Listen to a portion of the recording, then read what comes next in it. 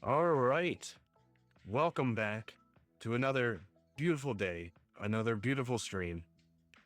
Today, we are going to be doing some more TryHackMe with a focus on offensive security. And if we have some time, later we'll be jumping into more coding challenges. I know yesterday we ended abruptly, but I want to get back to it and I want to try and figure out that Morse code. I think fresh day, fresh start. I think we can do it. I'm Cowboy. Make sure to follow me on Twitch, X, YouTube, all the good stuff. All right. Without further ado, let's go ahead and jump into some TryHackMe boxes or rooms.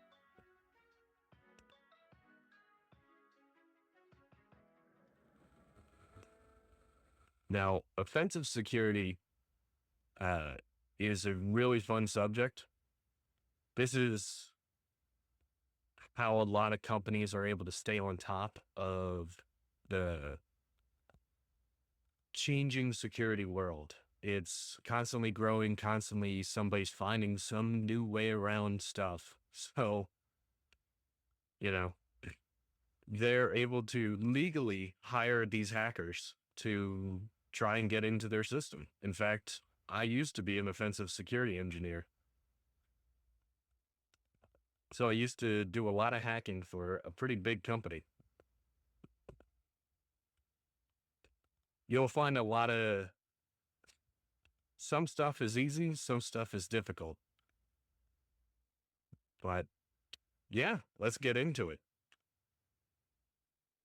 So, to outsmart a hacker, you need to think like one. This is the core of offensive security. It involves breaking into computer systems, exploiting software bugs, and finding loopholes in applications to gain unauthorized access. The goal is to understand hacker tactics and enhance our system defenses. If you're trying to stop the bad guy, why not hire a bad guy? See how their mind thinks. How are they going to get in? How are they going to leverage stuff? So, in this TryHackMe room, you will be guided through hacking your first website in a legal and safe environment. Thank God. The goal is to show how an ethical hacker operates. Before we do that, let's review by answering the question below. Which of the following options better represents the process where you simulate a hacker's actions to find vulnerabilities in a system? That's offensive security, baby. Whoop, whoop. All right. Here at TryHackMe, we use virtual machines to create simulated environments that serve as practical complements to rooms. In this room, we have prepared a fake bank application called Fake Bank that you can safely hack. To start the machine, click Start the Machine button below.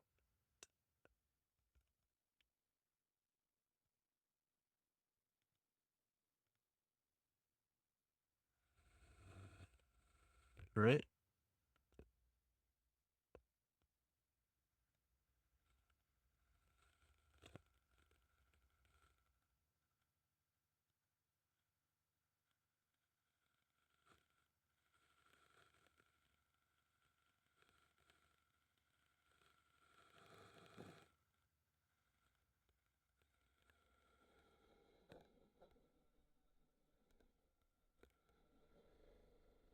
Yeah, we'll allow it. All right. In this room, we have prepared a fake bank. I started the machine. The screen will split in half. Okay. We have our fake bank account here. Mrs. G. Benjamin. Oof, we're in debt. Wow, it's like a real thing. Who paid this much for Apple? Your screen is split in half. Okay. If you don't see, show split screen. Your first hack. We'll use command line application called GoBuster to brute force Fake Bank's website to find hidden directories and pages.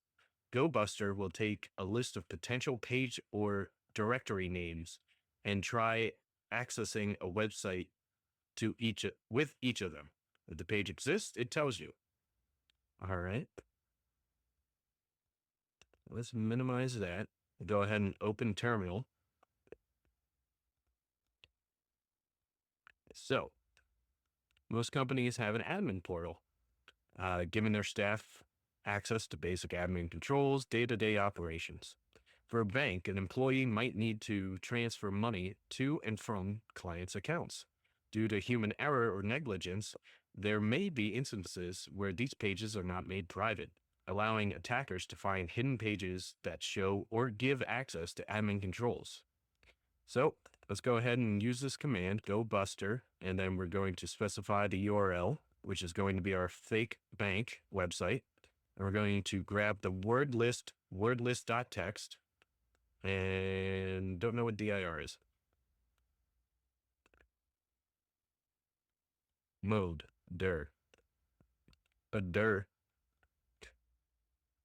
Okay, so what we're doing right now is we're going through this word list. The word list is all likely domains, all likely web pages. If you want, we can even do, can we tap the word list? There we go.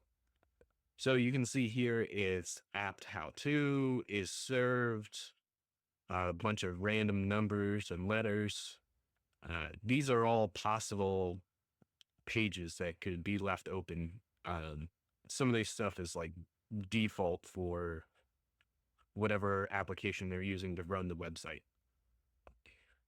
So -use is used to state the website we're scanning. -w takes the word list we're going to iterate. GoBuster scans the website with each word in the word list. You should have found a secret bank transfer page that allows you to transfer money between banks. /bank transfer. I didn't see that pop up. Let's see that again. Okay, so we see /images.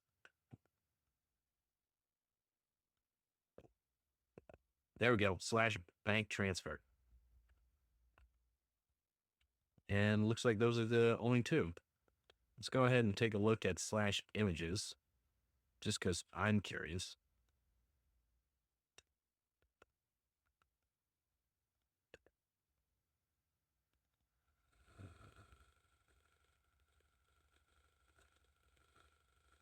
/404 page not found.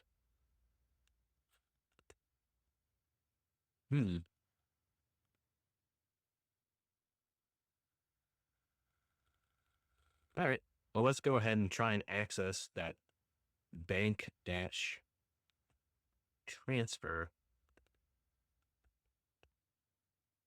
There we go. We're able to find the admin portal. So above your account balance, you should have seen a message indicating the answer to this question. You can find the answer you need. I think we jumped ahead a little bit. So your mission is to transfer $2,000 from the bank account 2276 to your account. Account number is 8881. If your transfer was successful, you should now be able to see your new balance reflected in your account page. Go there now and confirm you got the money. You may need to hit refresh for the changes to appear. Okay. So our account number right here, 8881. And we have a balance of negative $1,232 because we've been buying too much from Apple, too much from Amazon and Walmart. And do it yourself. We should have just paid somebody. Okay, send from. Wow, this is a very basic admin portal. No security checks or anything. What else do we have? Safe and secure internet banking. Yep, sure is. So we're going to specify the account 2276, where we want to send it to our account, which was 8881. And let's send $2,000.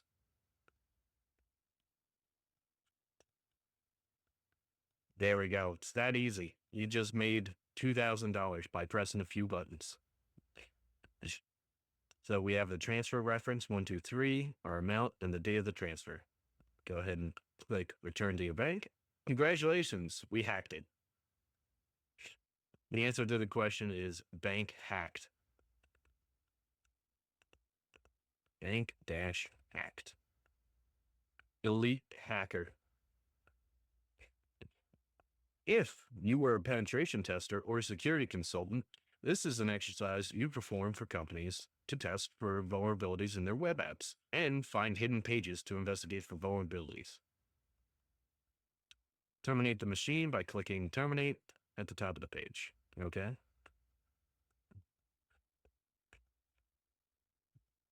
Let's go ahead and terminate that VM.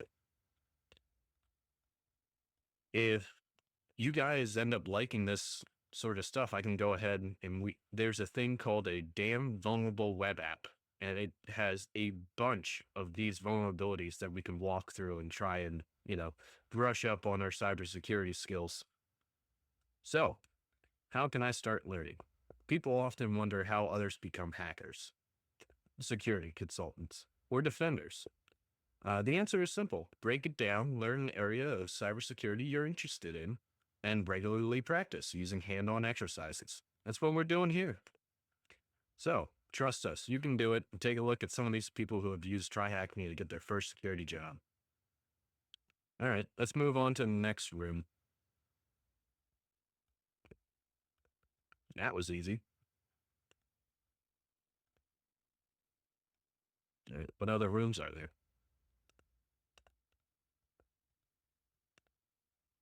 Really?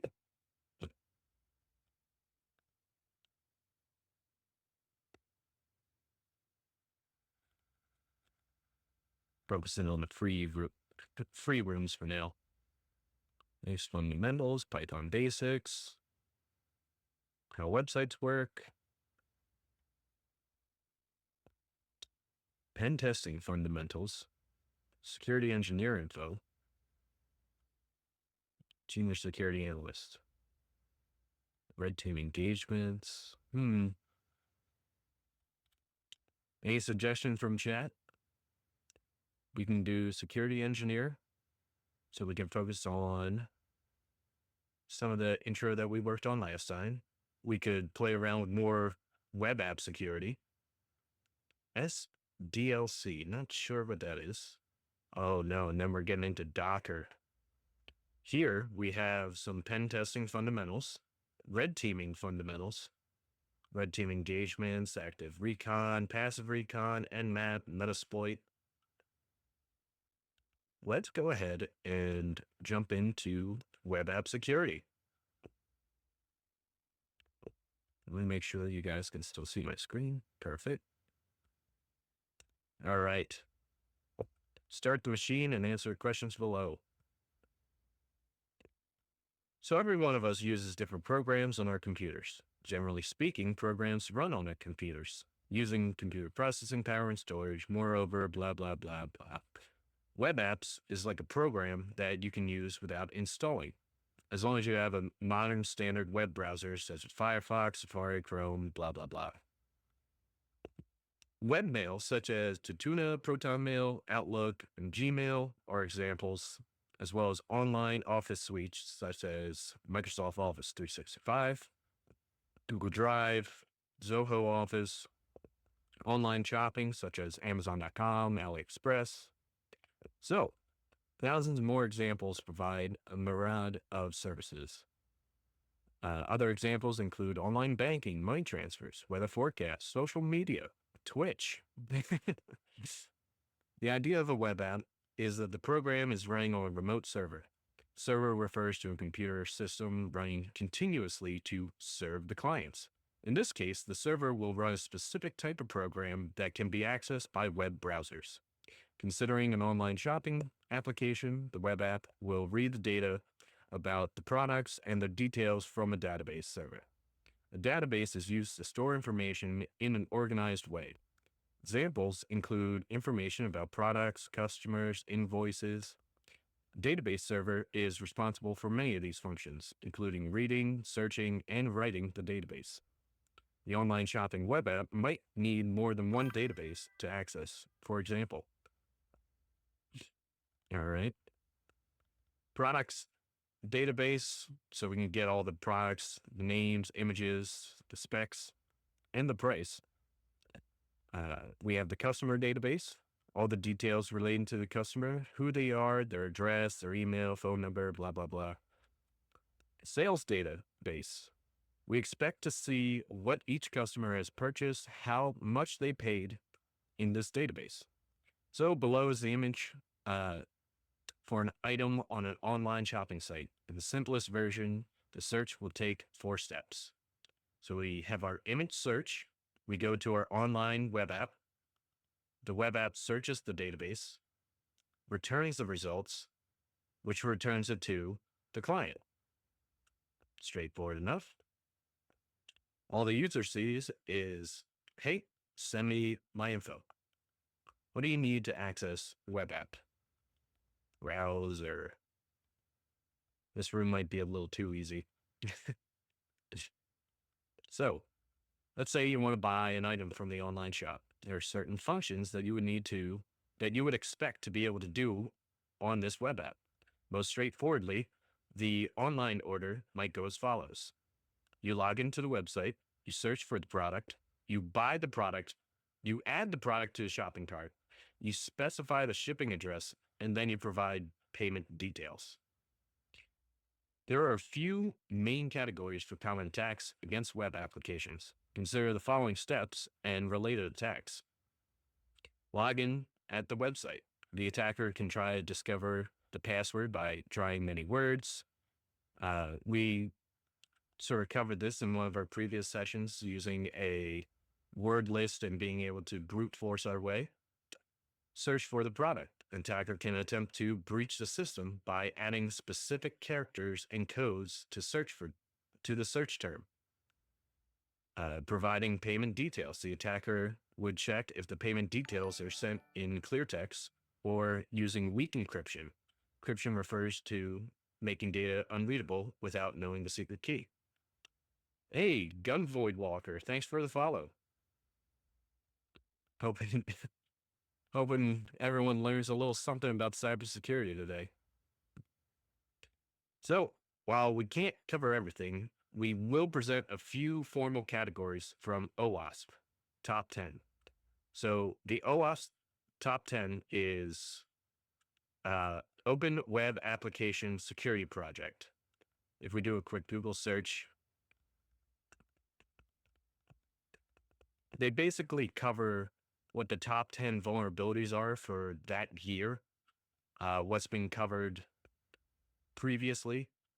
So we have injection, broken authentication, sensitive data, cross-site scripting, broken access. These are very common, and you can see it's for 2017. I've heard some stuff that the newer, latest models are a little rougher. So a lot of people still use these old OWASP top 10. But let's keep going. So, identification and authentication failure. Identification refers to the ability to identify a user uniquely. In contrast, authentication refers to the ability to prove that the user is who they claim to be. The online shop must confirm the user's identity and authenticate them before they can use the system. However, this step is prone to different types of weaknesses. For example, we could do the brute force, trying many passwords using an automated tool until we find a valid login, allowing the user to choose a weak password. Weak passwords are easy to guess. Storing the user's passwords in plain text. If the attacker manages to read the file containing the passwords, we don't want them to be able to learn the stored password. So this covers some of the stuff we did before, learning about hashes and proper encryption.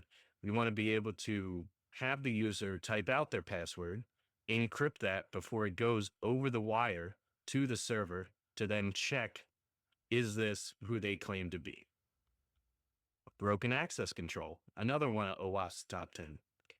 Access control ensures that each user can only access files related to their role or work. For example, you don't want someone in the marketing department to access the finance department's documents. vulnerabilities related to access control is going to apply the principle of least privilege in giving users more access permissions than they need. For example, online customer should be able to view the prices of the items, but they should not be able to change them. God, if only we could. Being able to view or modify someone else's account by using its unique identifier. For example, you don't want one bank client to be able to view the transactions of another client. Being able to browse pages that require authentication, an unauthenticated user, for example, letting anyone view the webmail before logging in.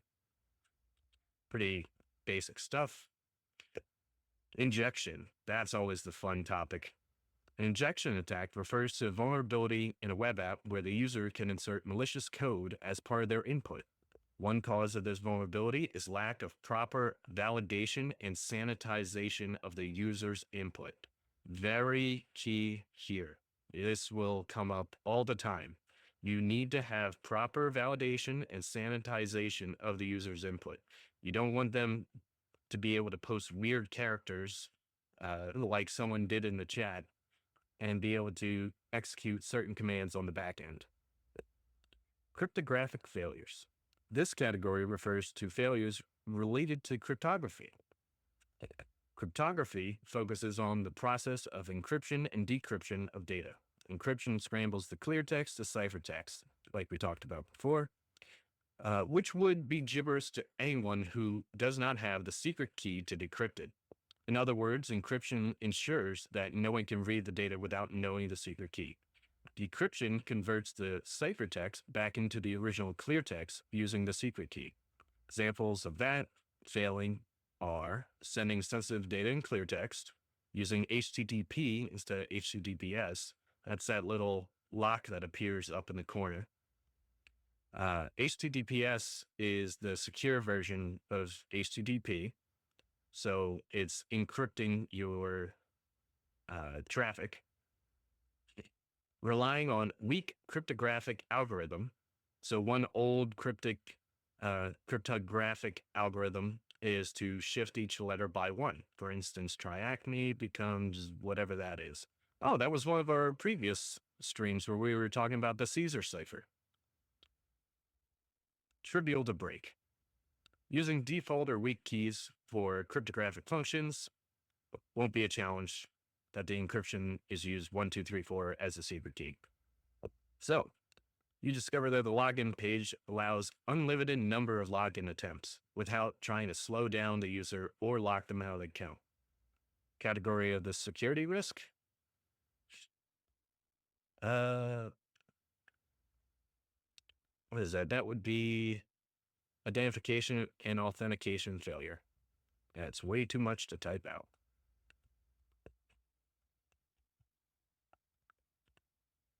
There we go. You notice that the username and passwords are set in clear text without encryption. What category of risk is that? That would be cryptographic failures. Boom, boom. All right. Finally, some practical examples of web application security. In this task, we will investigate vulnerable websites that use insecure direct object references, IDOR. IDOR falls under the category of broken access control. Broken access control means that an attacker can access information or perform actions not intended for them. Consider the case where a web server receives user-supplied input and retrieves objects, files, data, documents that they are numbered sequentially. Let's say that the user has permission to access a photo named this. We might guess that there are also photos 1002, 1004. However, the web app shouldn't let us do that, even if we figured out its name. In general, IDOR vulnerability can occur if too much trust is being placed on the input data. In other words, the web app does not validate whether the user has permission to access the requested object. Just providing the correct URL for a user or product does not necessarily mean the user should be able to access that URL. Let's just go ahead and view this site. So basically, it's just saying like, well, what if we just tweak the URL that we're using? Let's consider critical example. We have store, TryHackMe, customers, user, and we have the interesting question mark ID equals 16. So that means our user is probably tied to this ID 16. If we're able to change that ID, are we able to see other users' accounts? Are we able to see other information not previously uh, allowed? That's what I know.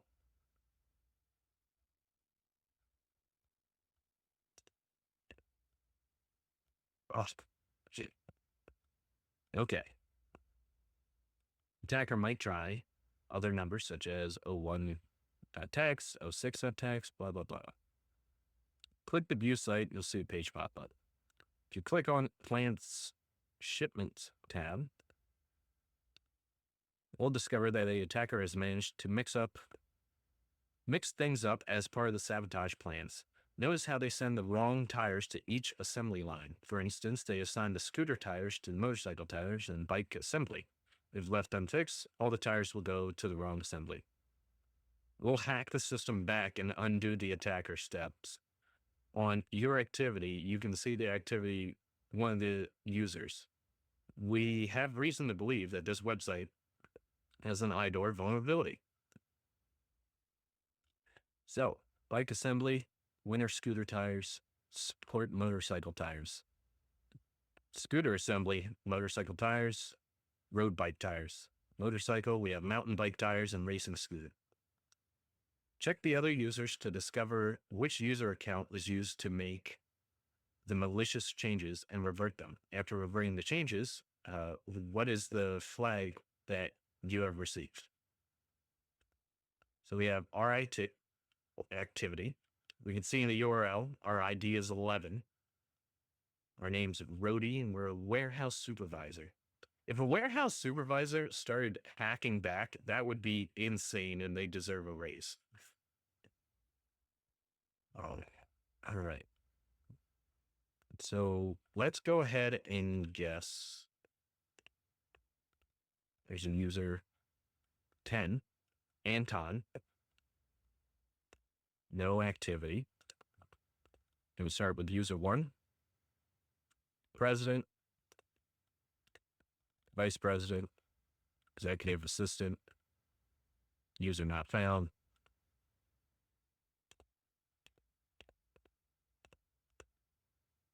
Margaret, nothing.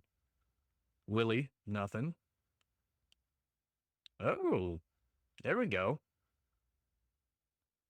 Isla, database admin. Can we just revert all of her actions? There we go. Piece of cake. Walk in the park.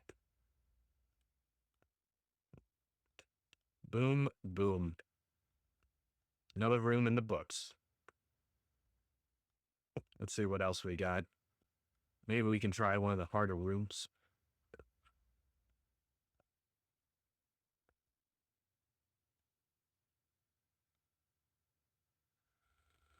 Oh, we never finished with this. Threat modeling, risk management, vulnerability management, network systems, software security, managing incidents. Understanding how security integrates into the development process of an application. Learn how to mitigate common vulnerabilities in web apps. Now we're talking.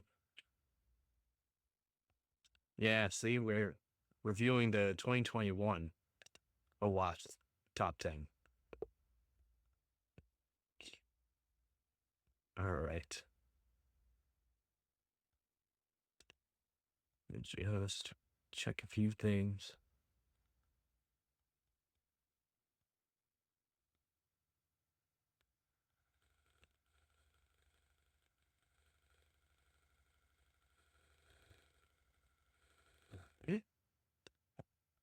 So this room breaks each OWASP topic down and includes the details on that vulnerability, how they occur and how you can exploit them. You'll put the theory into practice by completing the supporting challenges. I think that this will be a great room for another stream. I think it's time we go ahead and switch back to our coding challenges. But let's go ahead and just hit join room so this is ready next time we want to do some more TryHackMe. I know, I'm sad too, but we got to try and figure out that Morse code problem we had yesterday. So let's go ahead and switch OBS over to our proper Chrome tab. There we go. Play some music for you guys in the background.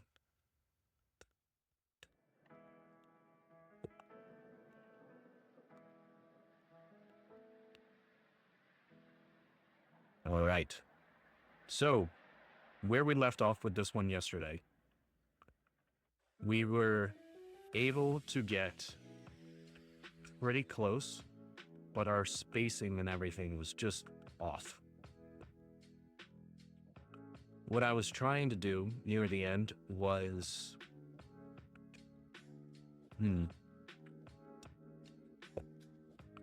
let's see where we left off. Yeah.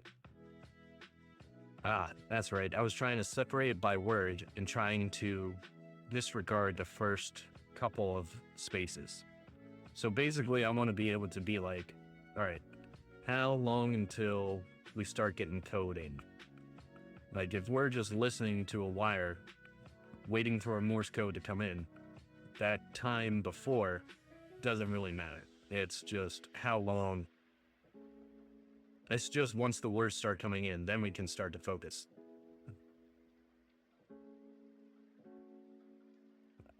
Oh, man.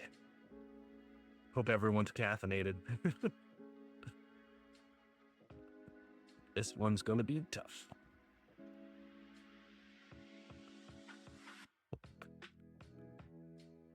Think we can get rid of this temporary stuff.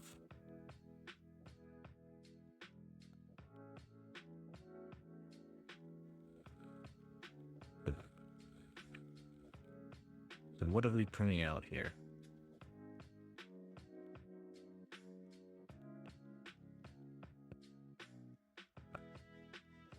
Should obtain correct decoding of Morse code for examples with extra spaces. Oh, okay. So the test here is giving extra spaces.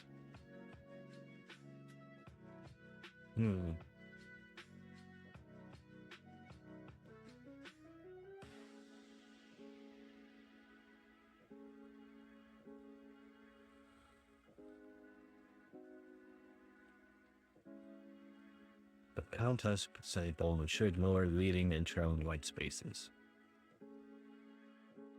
Should obtain correct decoding of Morse code for examples with extra spaces.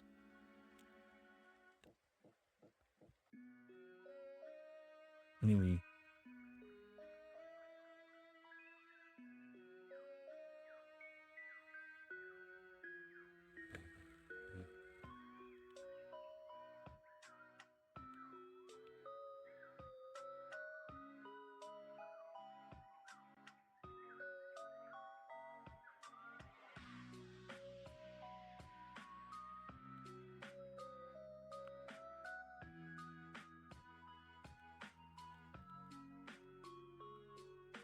Go ahead, print X. I want to see how we separate for this one specifically.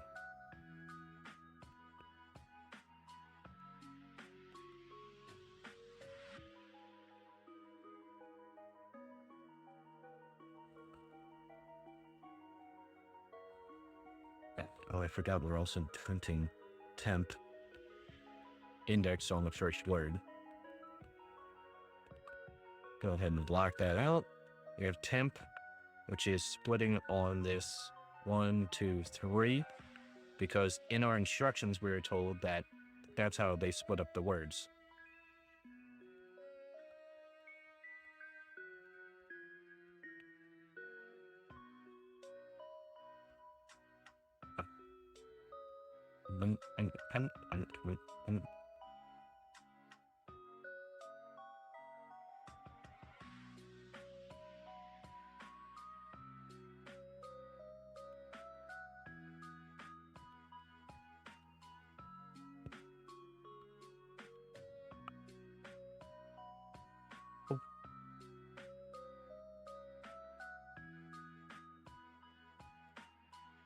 There's SOS.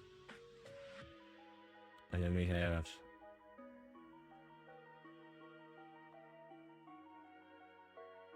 I think that's exclamation mark.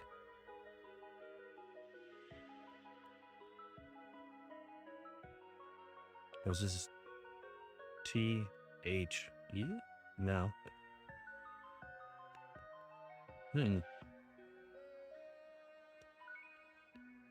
Well, the interesting thing is that for this, we are technically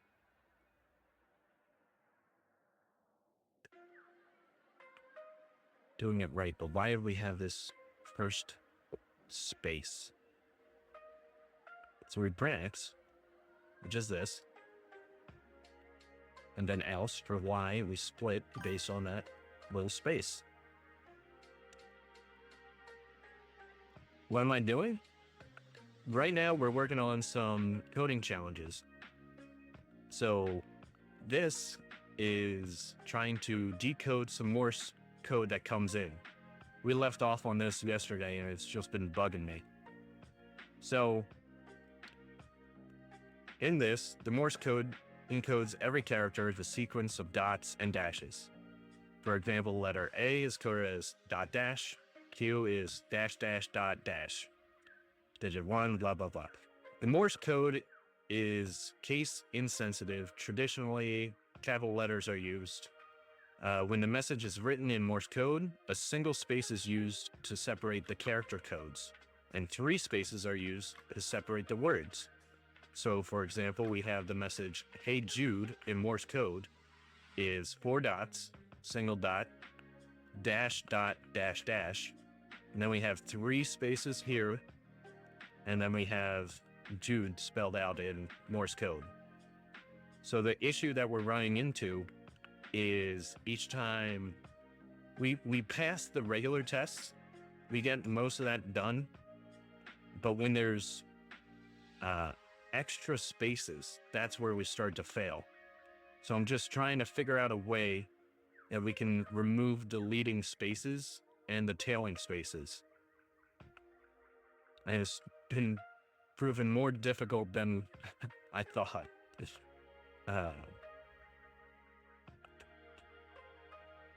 So some of the examples are this one here, one of the tests, it's just E space E. So in our loop where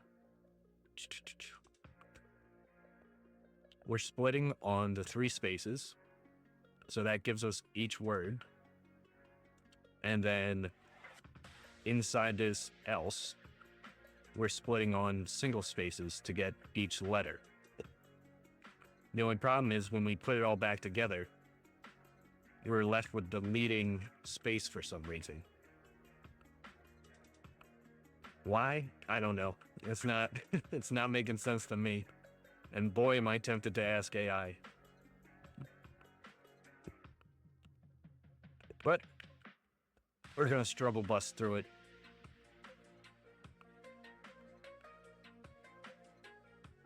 We were doing some TryHackMe rooms a little earlier, but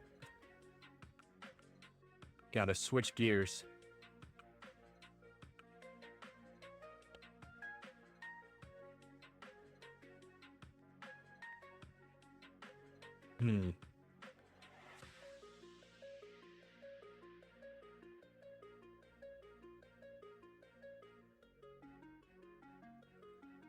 So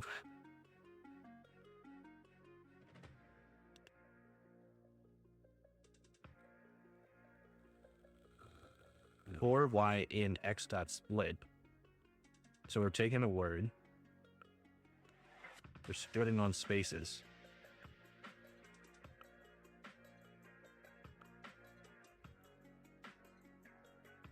Let's go ahead and print y and see what we're getting in this line.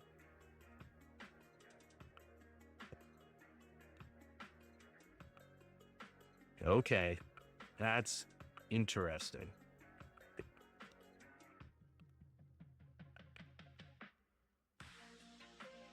this is X,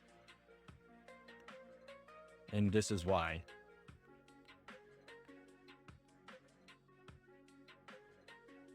See, it's difficult to see when there's extra space because it's just a space. So they're called null characters or none types. It's just another way to be like, how do we get rid of this extra space after it? So we have our two words here, E and E. Well, let's comment out X and see what exactly Y is.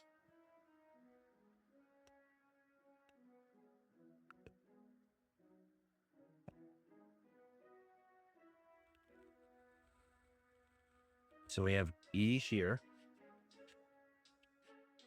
We have EE here. This tailing space means that there should be a space here, but why are we adding a space right there?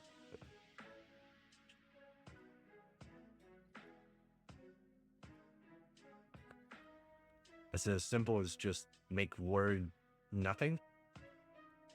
Nope, that just broke all the other ones. All right, gotta leave that alone.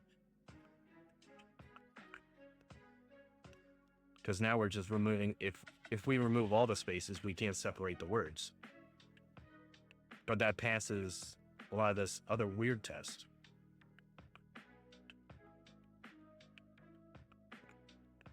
Unless we add it after this for loop.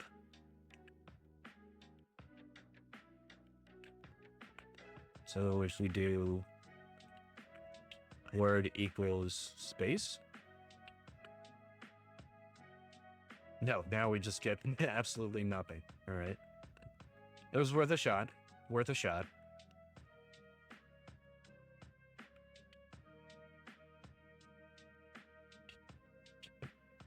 All right. Now we're passing 15. We're still failing those two, though.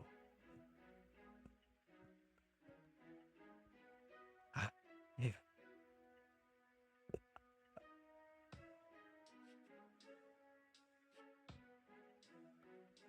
This is why.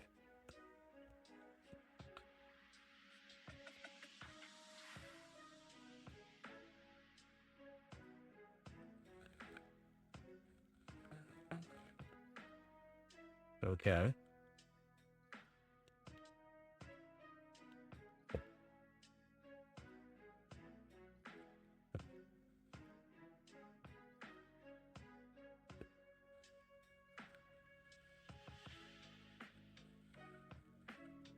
So now we're seeing all the Y's. And I thought with this if statement, we would be avoiding the spaces.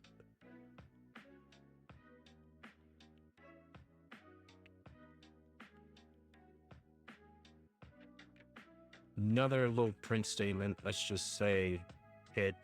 So we want to see this is Y. We don't want to see hit after it says this. We want to make sure we're not falling into this if statement if Y is blank. Okay.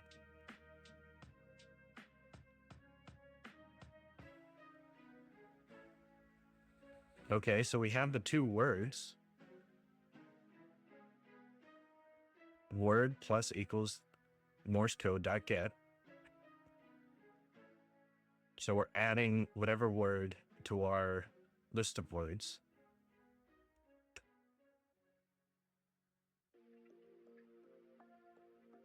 We're appending answer. Answer is still blank.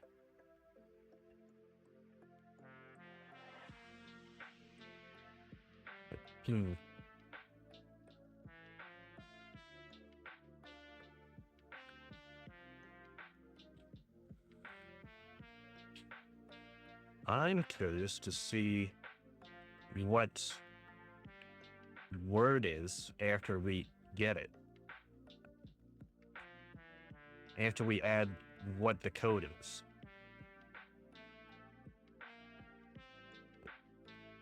Okay.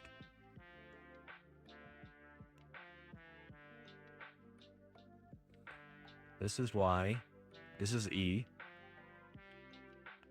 Oh, but this starts with the space here.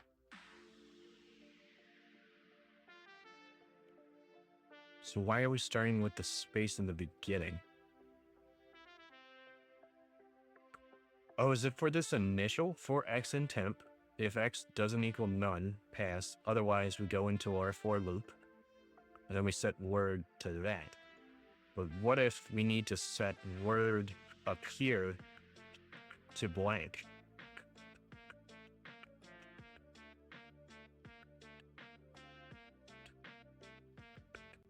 You can see that we start to build out the word.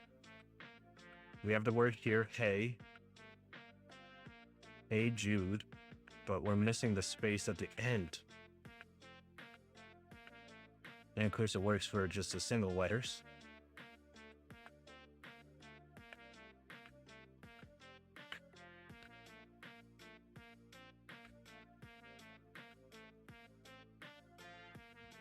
So that's not what we want to do.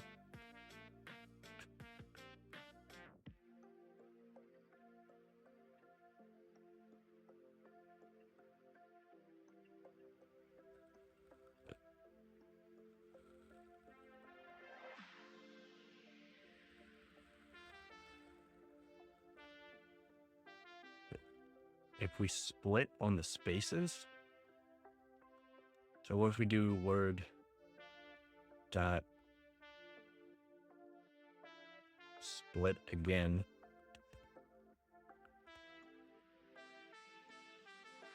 Now we're getting the letter.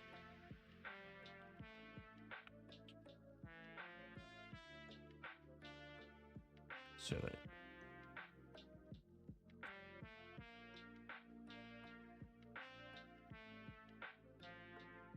Morse code dot get split all in the space. I don't know.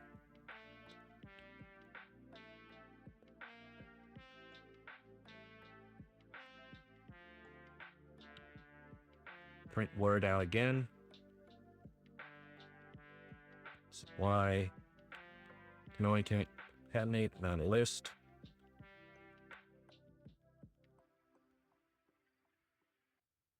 Index on 0.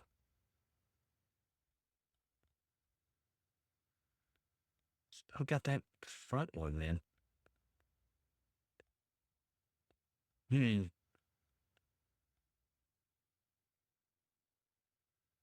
The worst part is, I know it's going to be something so mind-numbingly simple, and I've been working on this for a whole day.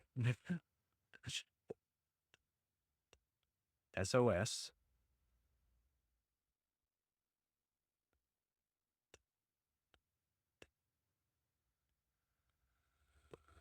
The.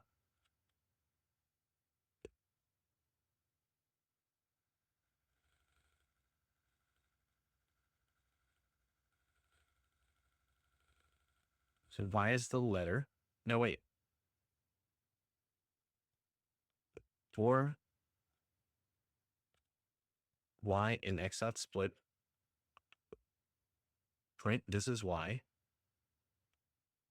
If this returns none, or if this is not none, which means we have a letter, we have the word, we want to grab from Morse code and add it to our list of words. Then we print word, so we have SOS here.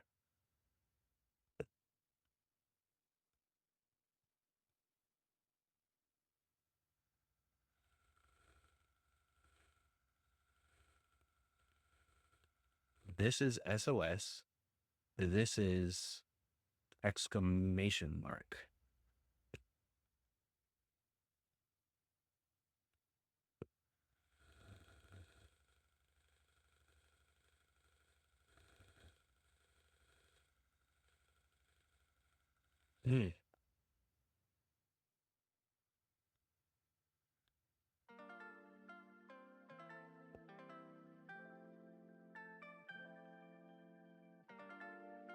See, once we get the full word, then we break into the next word.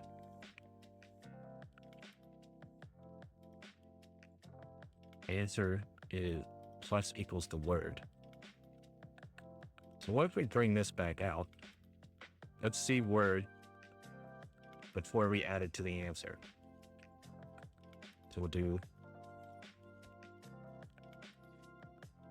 is word. Well, plus word.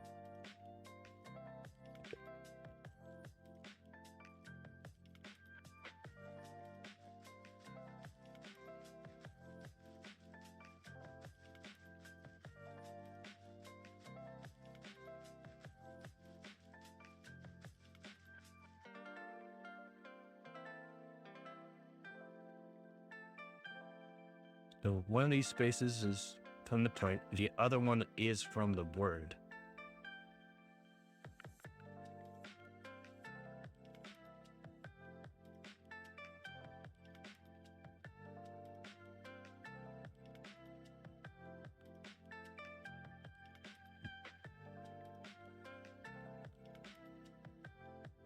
What thinking is, let's get rid of that space. See how many spaces we're actually seeing. This is E. This is E. We have just one space there, nothing at the end of it. One space here, nothing at the end of it. If we do word.split on that space and then just grab option 1, that breaks everything.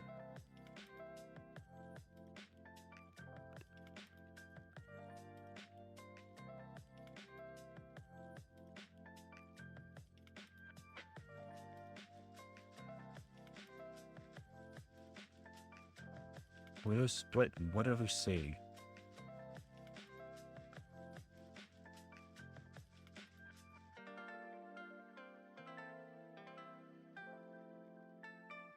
Show me the entire array. Come on.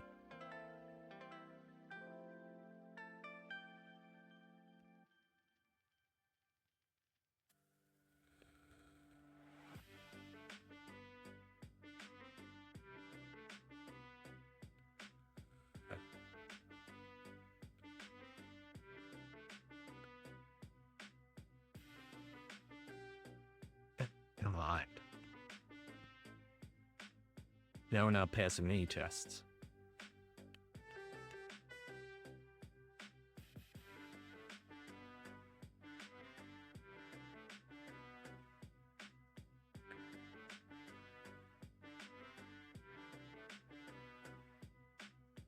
Let's see, can we get the length of the word?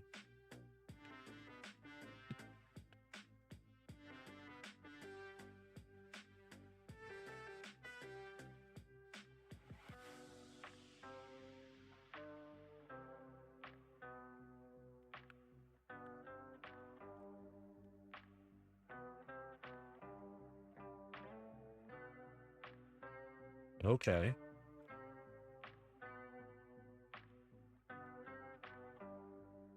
So even for these single characters, we're still coming up with 2.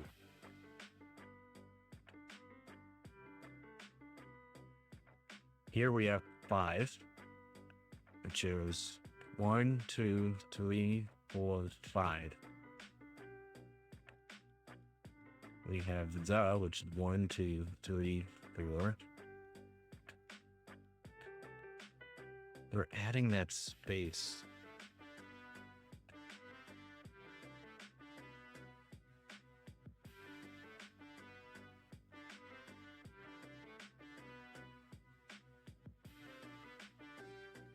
So we're adding the space here.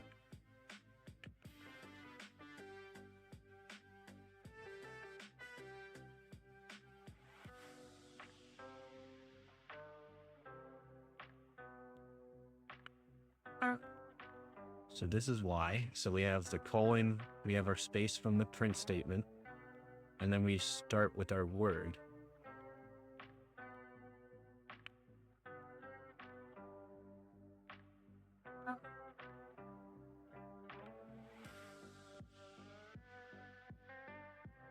or y does not equal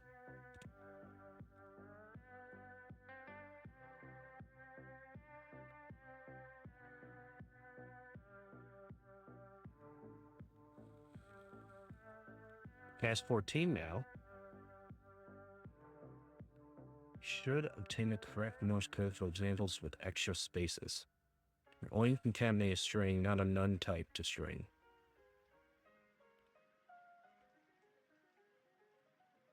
Should correct to the complex example and should know it leading and trailer. So here, it's just going for that giant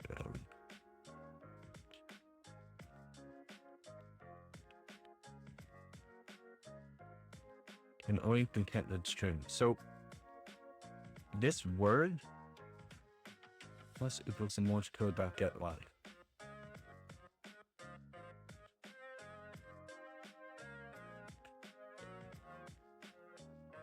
Can we do end?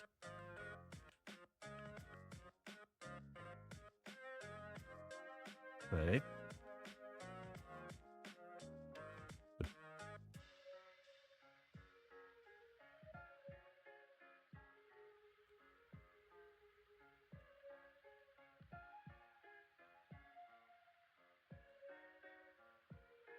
Oh, I wonder if we can reset word to equal nothing if x is none.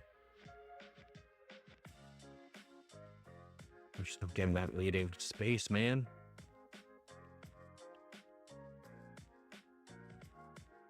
Right here, this is word. Word is the length of 1.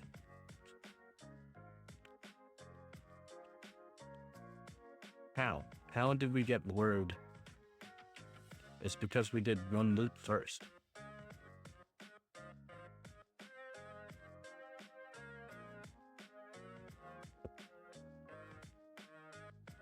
If x equals none,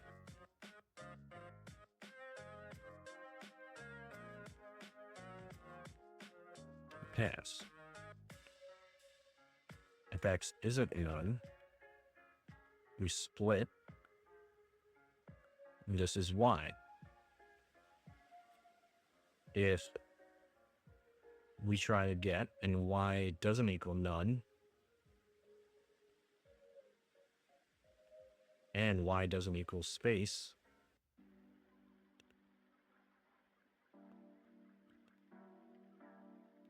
it's right here. See it. It's this double space here in word. It's because we're doing one loop and then we're doing another loop.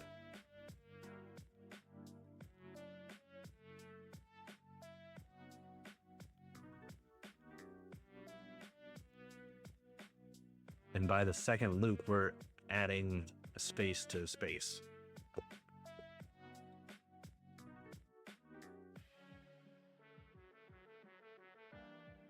This one might actually make me lose my mind. What if we split on double spaces? Nope.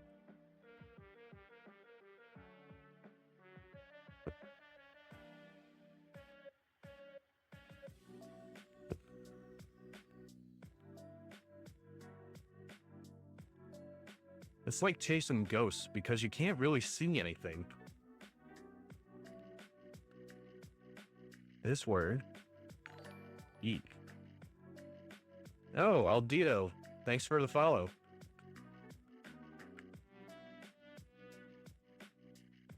Where is that extra space coming from?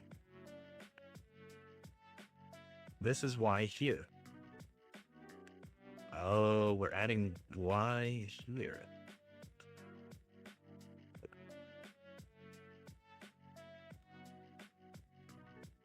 This is y.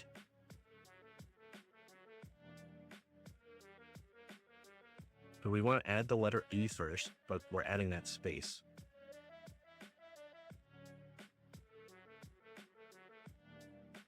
Now I'm actually going to just go insane over this stupid question. Oh my gosh, come on. We can't just strip the space off of this. I want to do something like remove deleting space from the word. So you won't even have it in our print statement. So where's that space is getting added in our for loop here?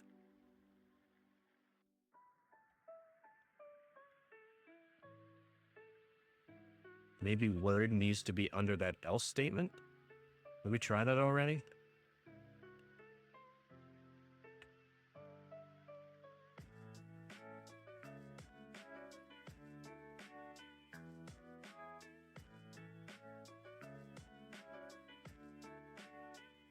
Okay. That's right, we just broke everything again.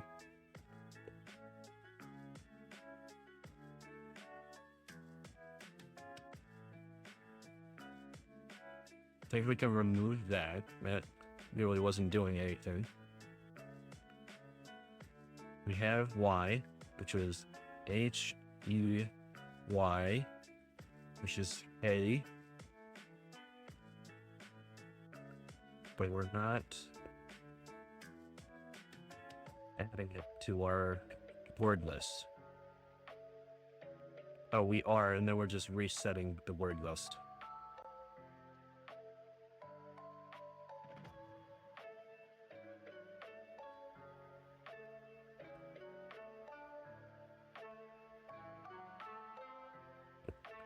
Okay, we have hey. Hey Jude. 1, 2, 3.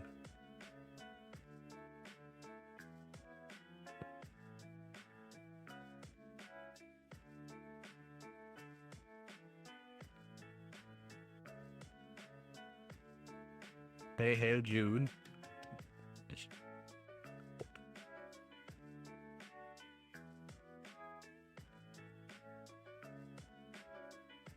How are we getting further from the answer that we had?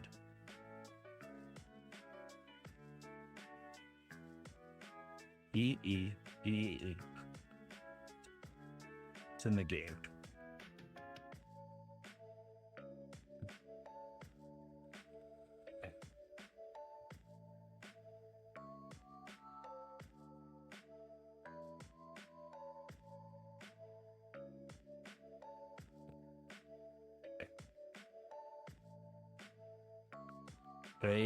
Hey Jude.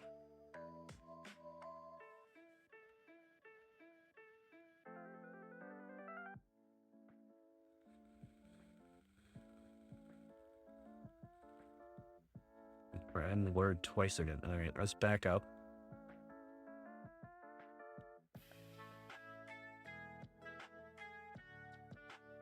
What if we made this plus equals?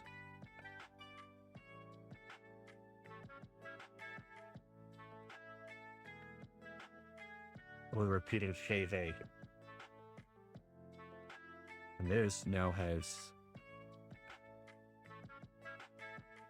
Okay, we're printing out word correctly. Why can't we just return word?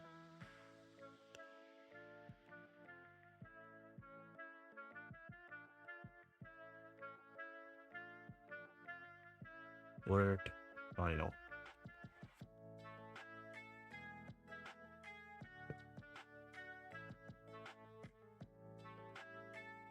Word final.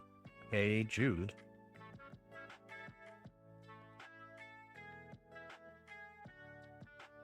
Still has that leading.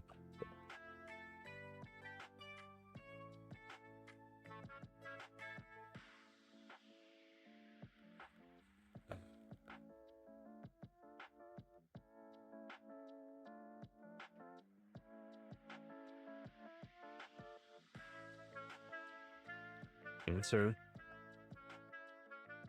I could spell.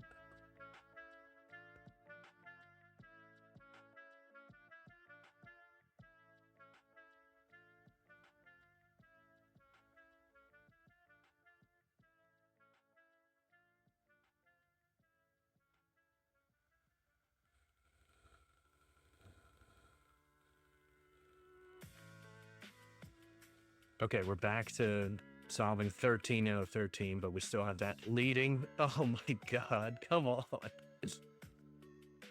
This is word with 4 characters. This is word with 2 characters.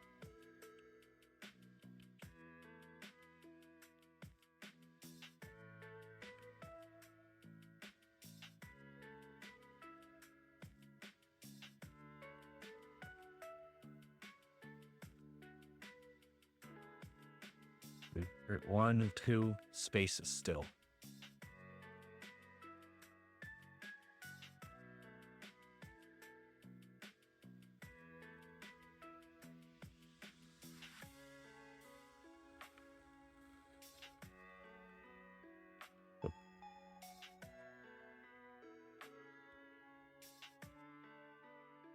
And then it has a space at the end.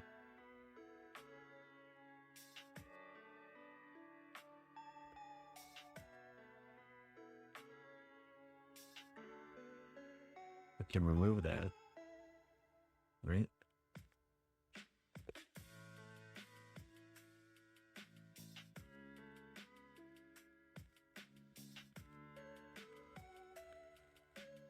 This is word. See, this is why. This is word. This shouldn't exist.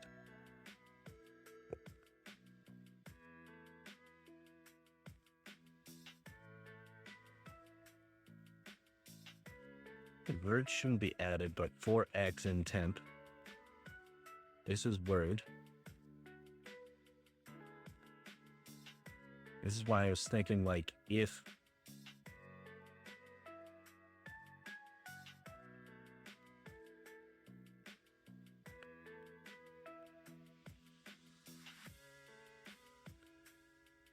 right here, we're saying that Y is nothing, but at the end of this for loop, we're adding this space anyways.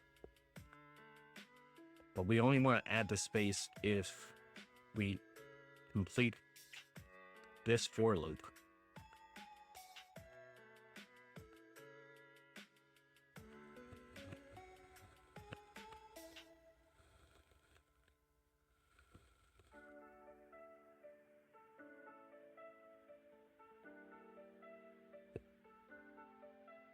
Now we're getting one more detailing. But I think I like this better. It feels closer. I know it failed all of them, but it feels closer. 1, 2, 3, 4. So we complete the word.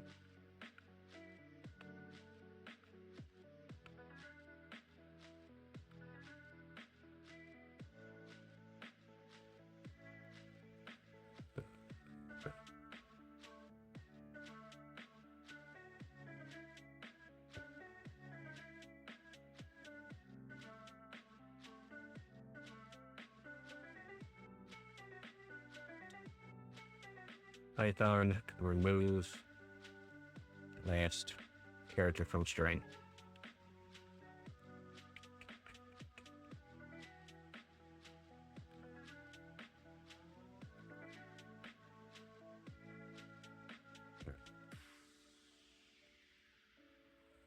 Seems simple enough.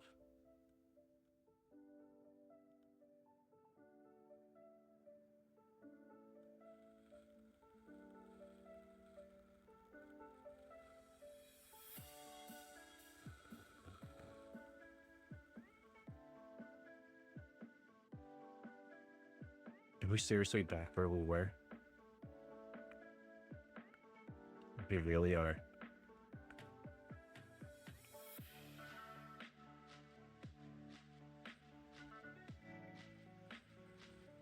So the length of word is 1. Correct. Length of word is 2. How are you getting 2?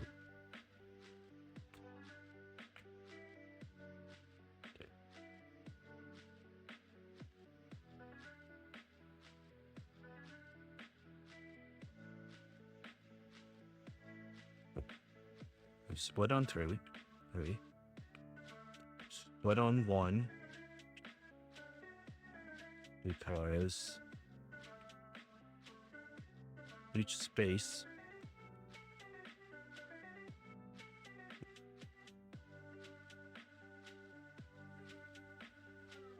is a different character.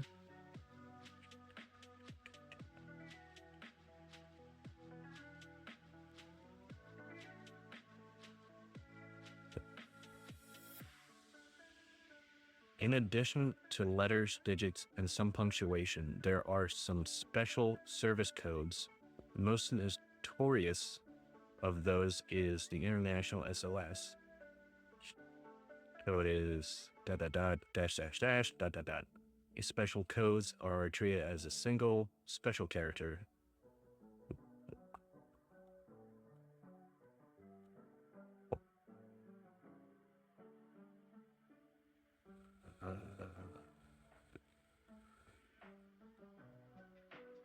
Can we just do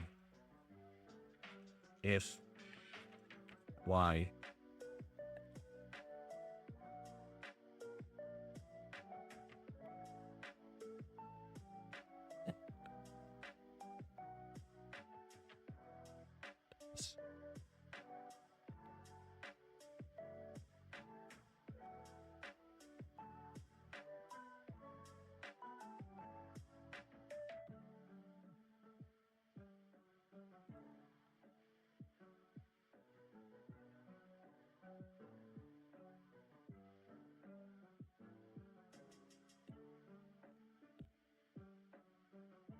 E.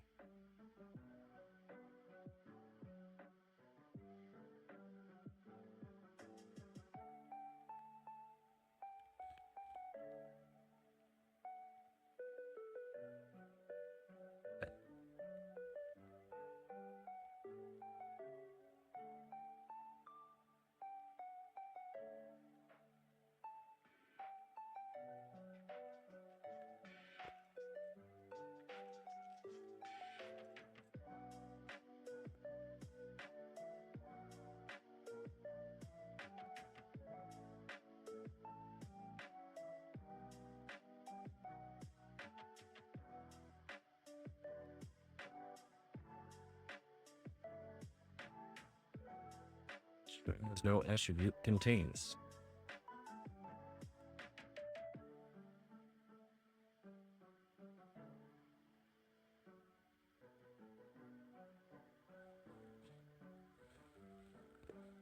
Oh, that's AI. Stop looking.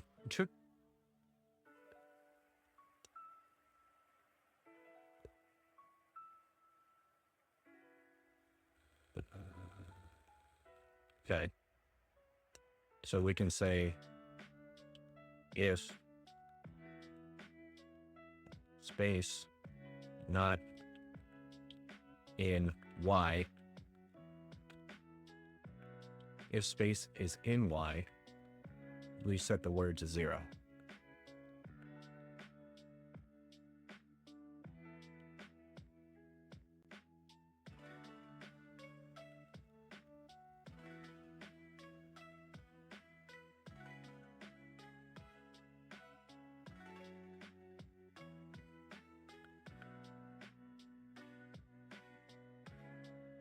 This is fine.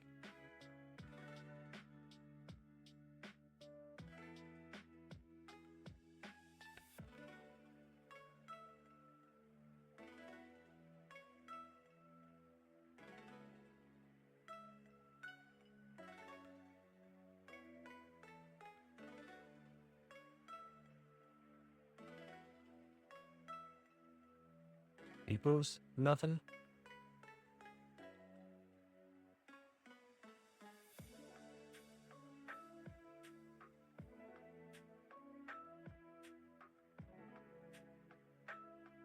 This is word A.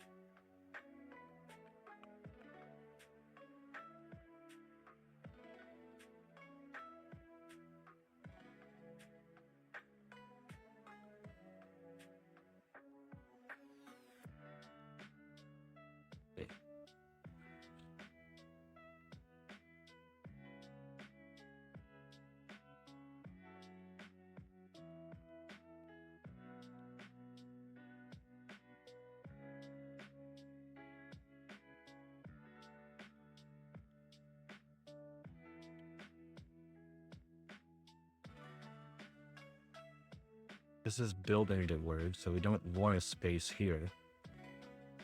After the word is built, we want to add the space.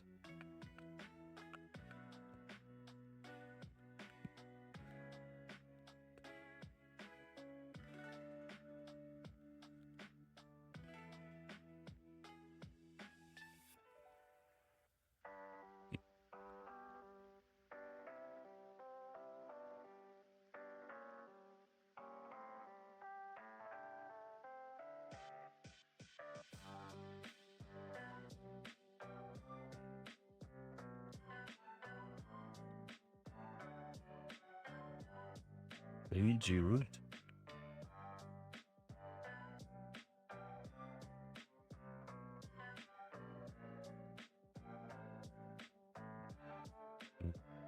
Only on the last will eliminate it. So it will be appended to answered.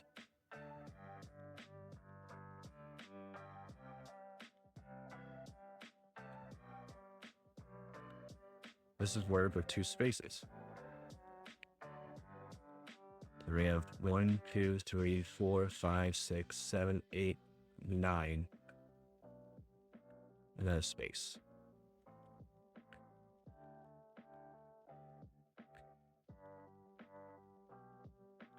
Answer equals word. Put the length of word.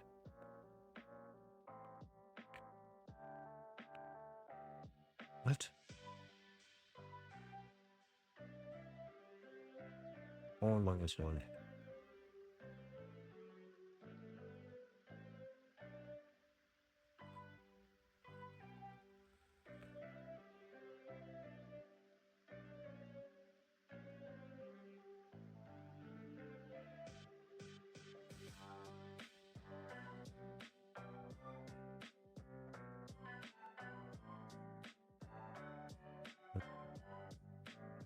Now it's just solving why are we adding that space?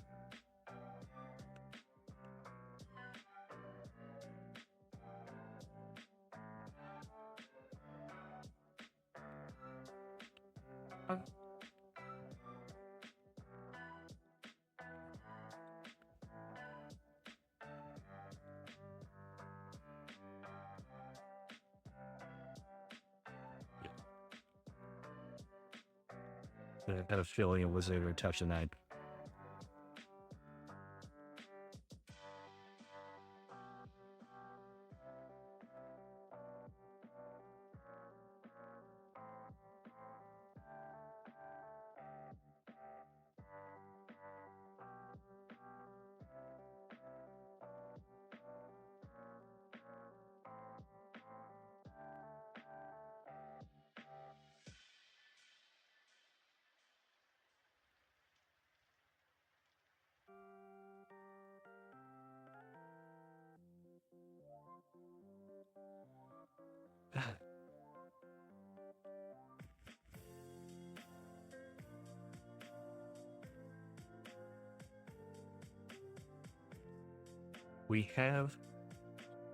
We're so close I can taste it. Why is the length of this 3? We only have Y here.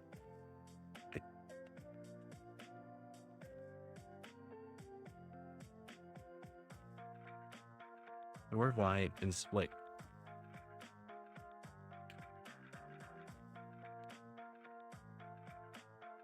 Print X dot strip on that.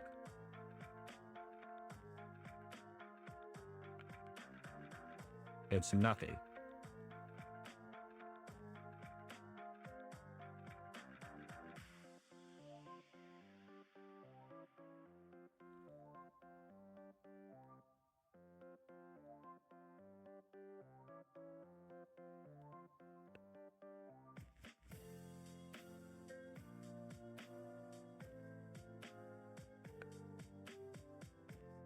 Now we're hitting.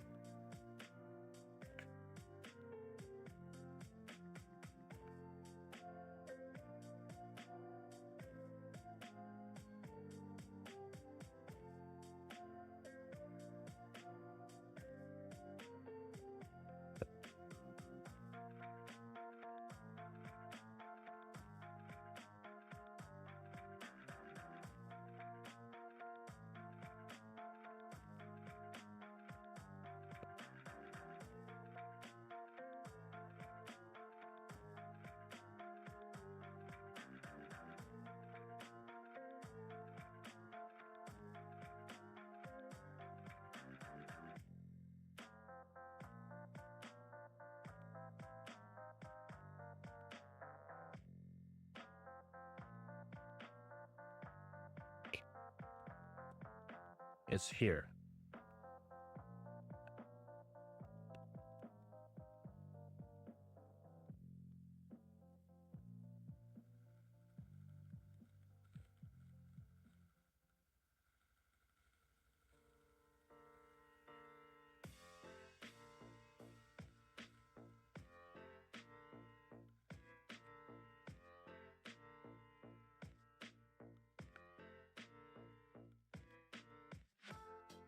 Python if this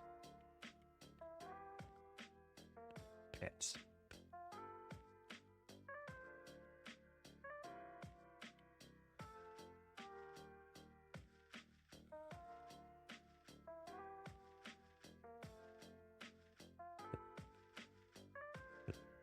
Doesn't matter. I'll continue. Goes on with the next loop.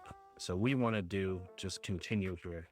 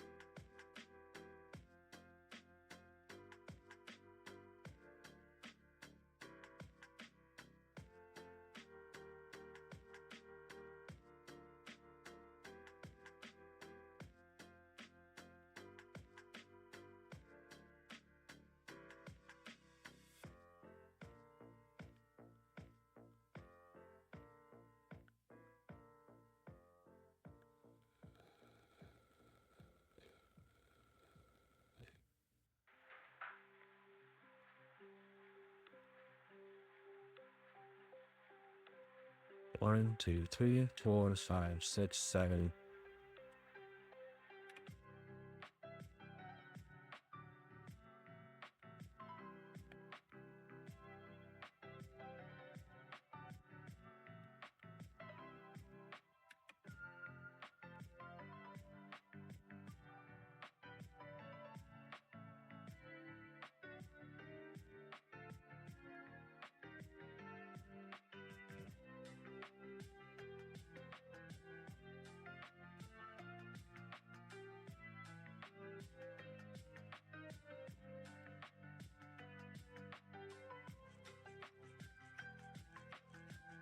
Is it?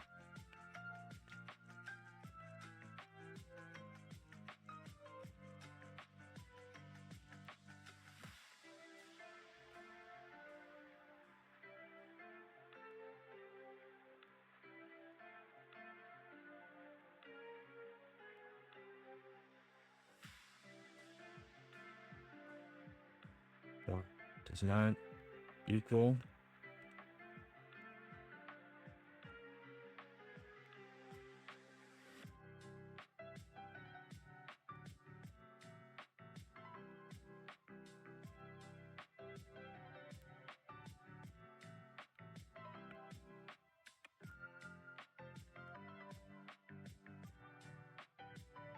at the end of that for loop, you want to add the word.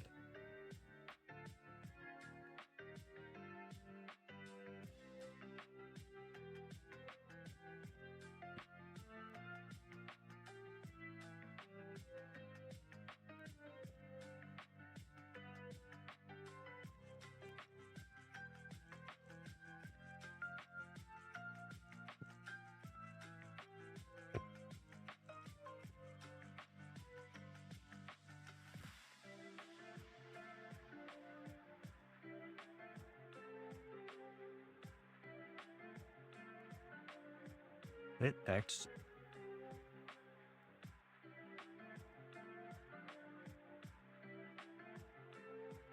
This is X.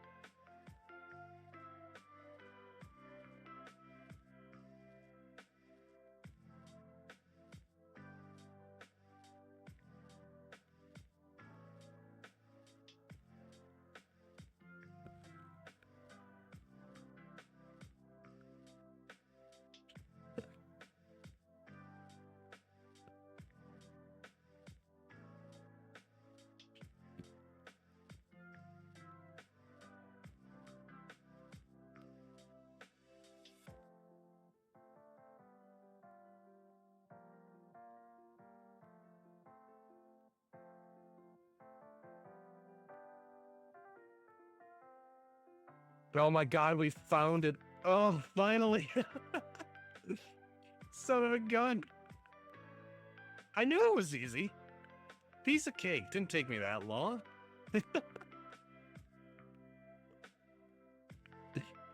Oh my god.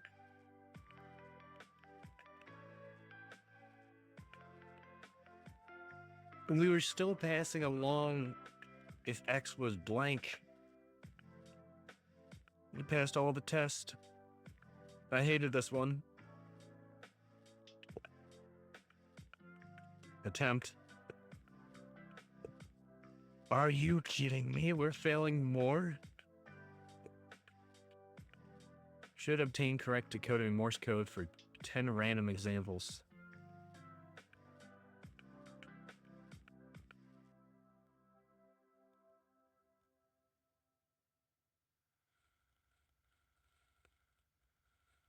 All right, maybe we're just printing too much.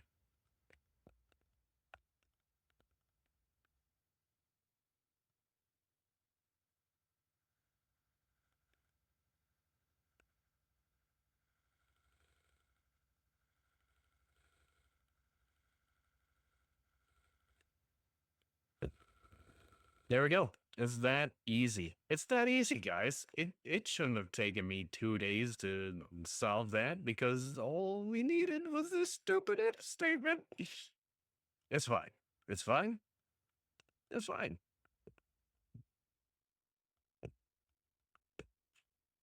Return solution incorrect from randomly generated Morse code.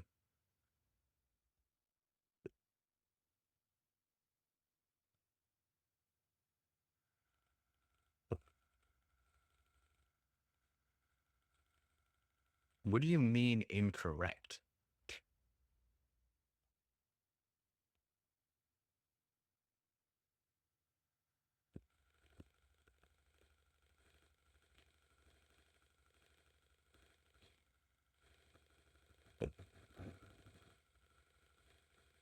You know what?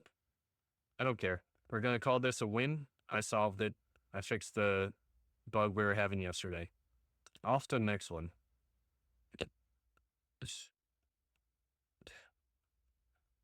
Let's go back to this. My brain hurts now for sure.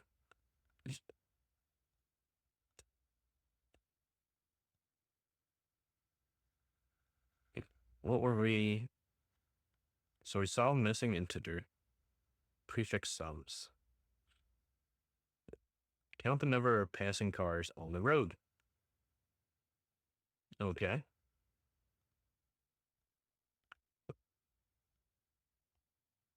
Skip the tour. Let's get started. Switch back to Python.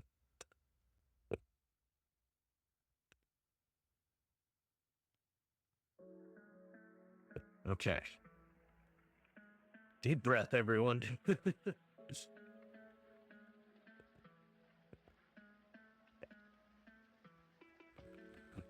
A non-empty array A consisting of n integers is given. The consecutive elements of the array A represents consecutive cars on the road. Array A contains zeros and or ones. 0 means the car is traveling east, 1 means the car is traveling west. The goal is to count passing cars. We say that a pair of cars, P and Q, where 0 is less than or equal to P, which is less than Q, which is less than N, is passing when P is traveling east and Q is traveling to the west. We say that a pair of cars is passing and P is traveling to east and Q is traveling to west. So we're counting how many cars pass each other? Is that what we're trying to get at here? We have one car going east, one car going west.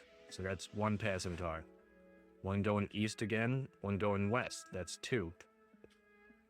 And then we have another one just going west. 5 pairs of passing cars. 0, 1. 0 and 3, 0 and 4, 2 and 3, and 2 and 4.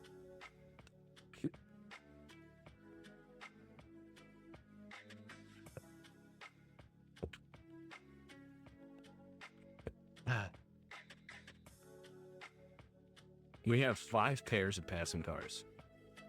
0 and 1, 0 and 3, 0 and 4, 2 and 3, and 2 and 4.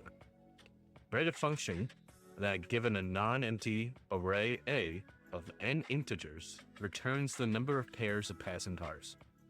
The function should return -1 if the number of pairs passing cars exceeds 1,000,000. A billion? Okay, if there's a billion cars on the road. For example, given 0, 1, 0, 1, 1, the function should return 5, as explained above. Write an efficient algorithm for the following assumption. N is an integer within the range of 1 to 100,000. Each element in the array A is either 0 or 1. Okay.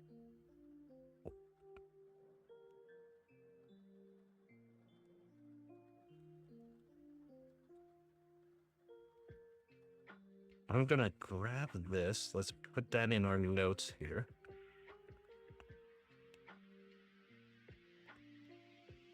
And then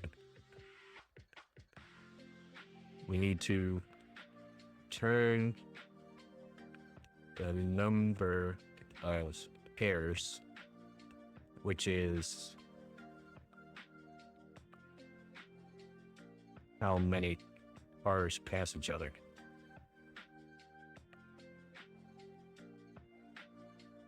We have an array starting with 0. We're going, I should probably make a note of that too. 0 is east, 1 is west.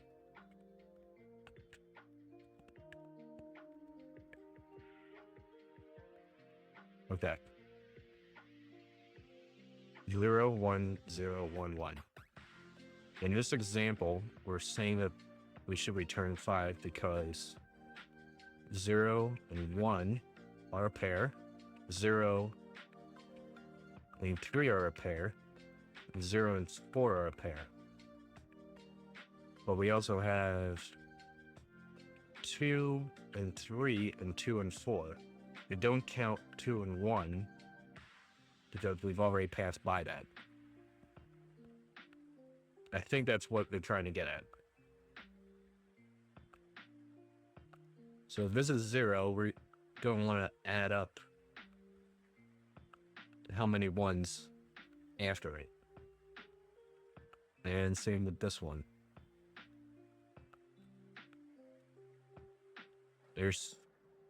My mind's trying to do something tricky, because I'm thinking if we can just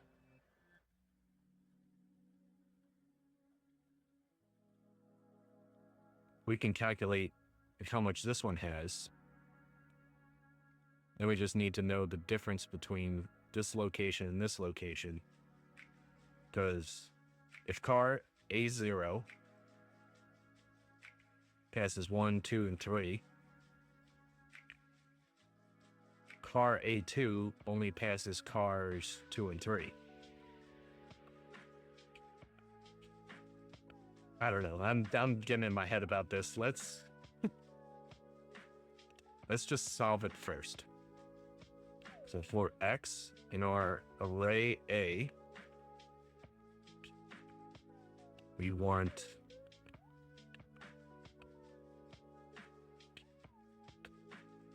do we care which one's first? Like if it was 1, 0, 1, 0, 0, will we still return 5? Let's add that to our test input. So we have that. Now I'm just going to flip all the bits. Flipping bits.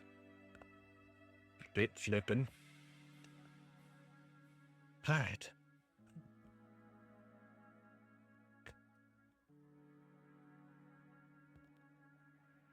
just have a counter at 0. Because we just need to increment that each time.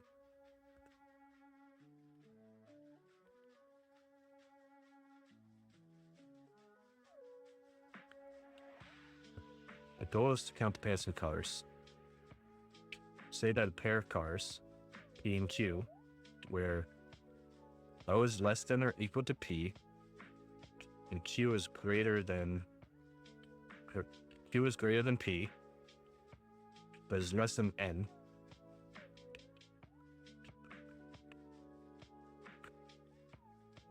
Anyone else's brain hurt? The function should return -1 if the number of pairs passing the cars exceeds 1 billion. If counter is greater than 1 billion, return 1, -1. All right, that solves one case.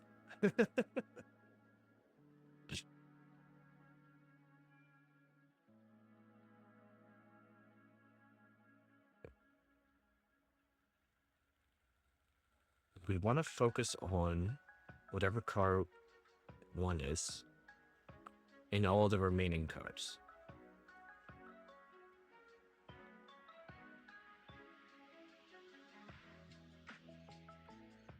So if we have our starting car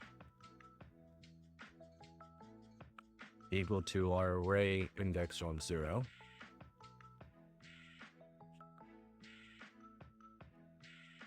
we shouldn't care if it's 0 or 1. We shouldn't care if it's passing the same number. So if start car, if X equals our start car,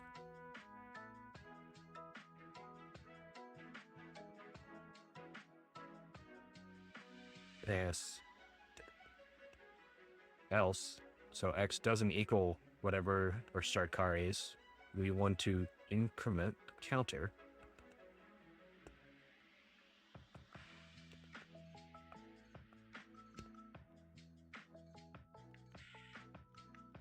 and then we just return the counter at the end.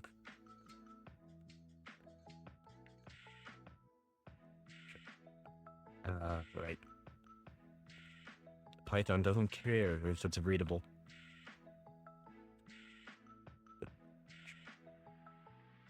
Got 3, expected 5. Okay, that's because we started with the start car.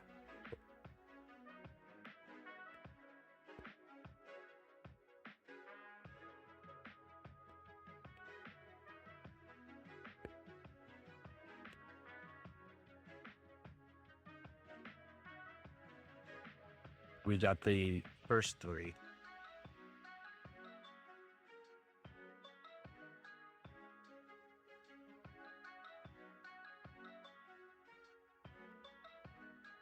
Those, we don't count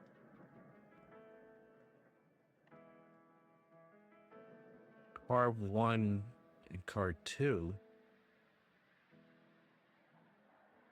because they're going east and west. Eastbound and down?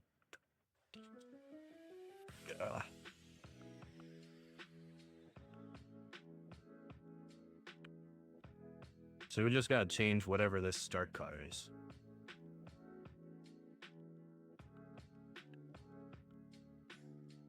Or make a copy of our array.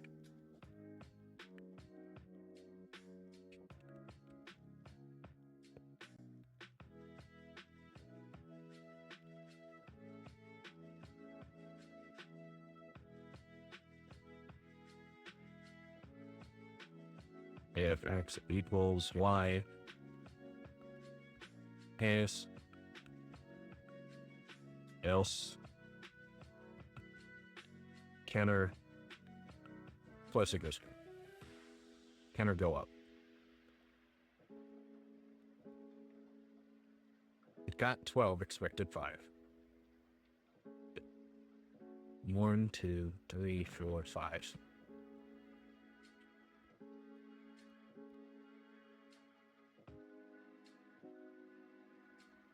Ooh, I wonder if there's something with the size of the array that we can maybe do some quick math. Because it's only going to be 1s and 0s. So if we do size of the array, which is 5, add it up, that's 3.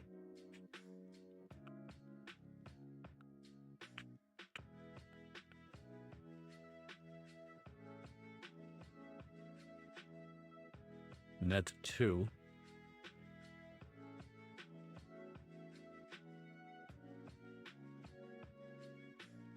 Just for shits and giggles, I'm thinking let's try it.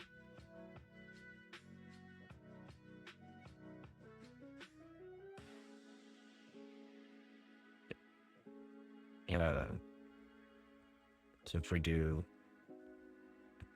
size equals length of our array A, so we know this to be 5.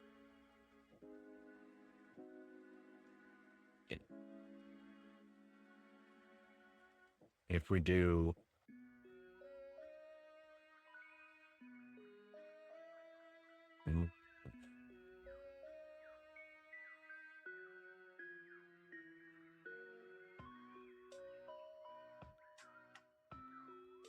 sum of all equals the sum of our array A,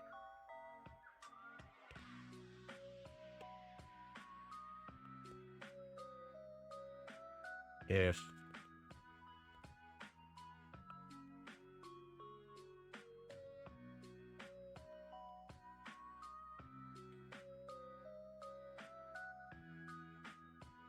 sum of all is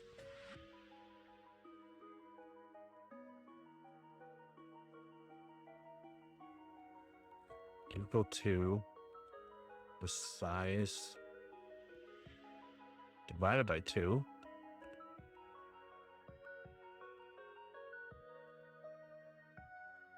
the size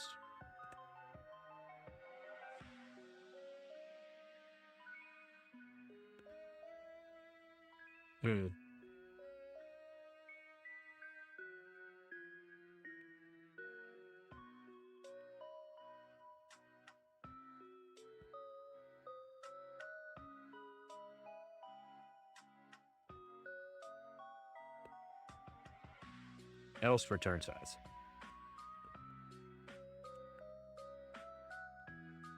I don't think that's it. I don't think that's close, actually. They're getting the right value, but something's off about it.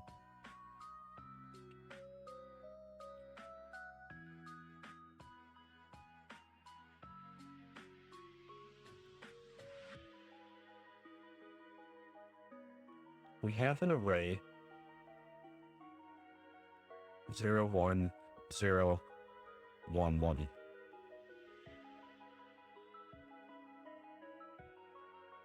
We want the same answer whether it's flipped or not.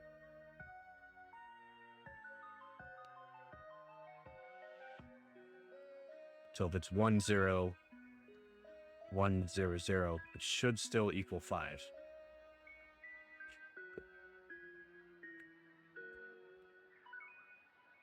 I want to get like the count, if we can find out how many 1s and how many 0s there are.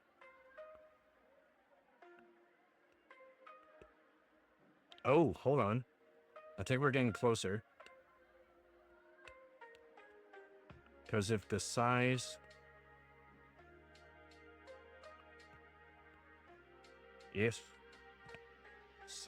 is odd,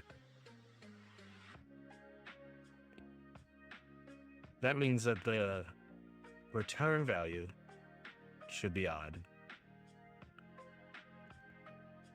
Because if you have 5 cars,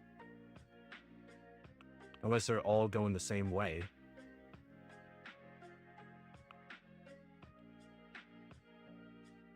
but we would be able to check that with the sun. No, because if they're all going east. Don't tell me this is going to be another tricky one.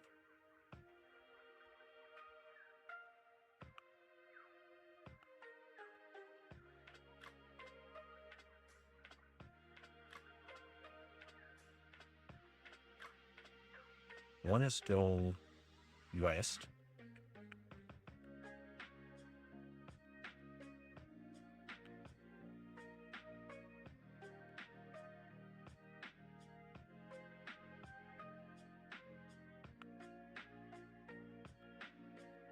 When it comes to this,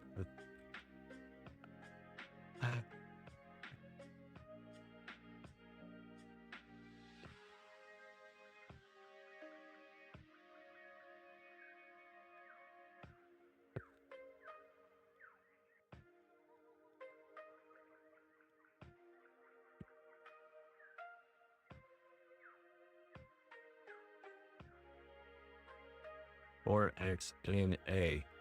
If X is greater than or equal to 0, then we would check for Q. It's greater than X, less than N. X would be less than Q, which is less than N, which is the size. N is the size of our array. Okay. Now, how do we get Q? Q is going to be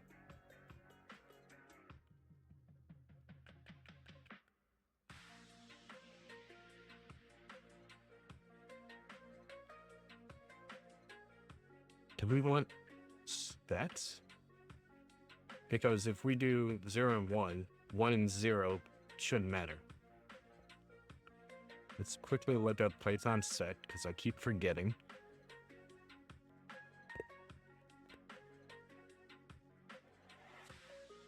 Unchangeable. Sets are unchangeable, meaning that we cannot change the item after the set has been created.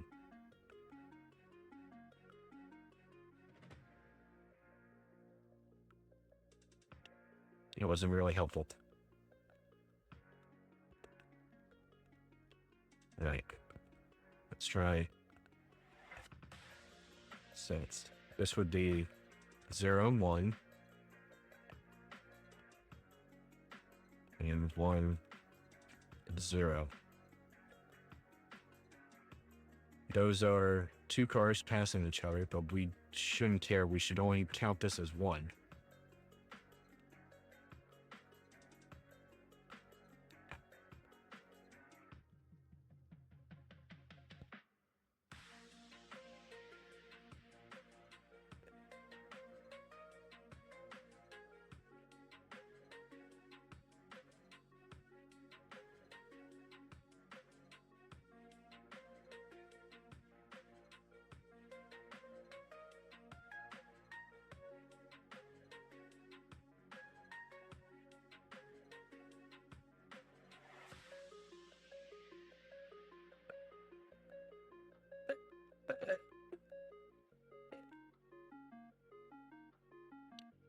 And a counter. I think this is just confusing me more.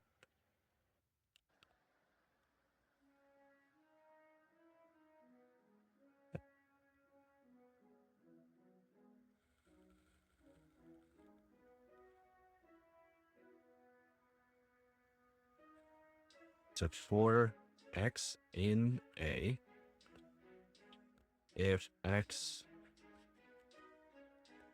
equals 1.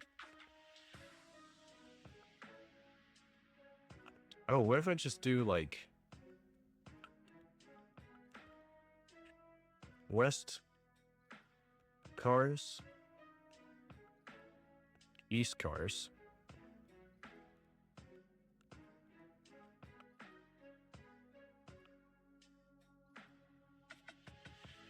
So if x equals 1, then we do west cars plus equals 1. Else if x equals 0, east cars plus equals 1. Tilt west cars print east cars. So this should tell us how many are going east, how many are going west. 3 and 2.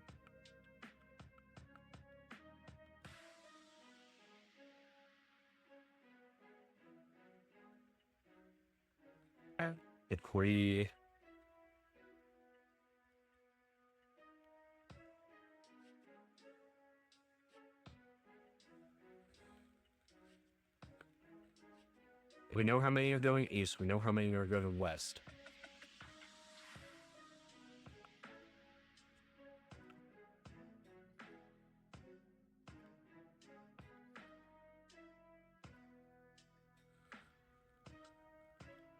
How do we count how many pass?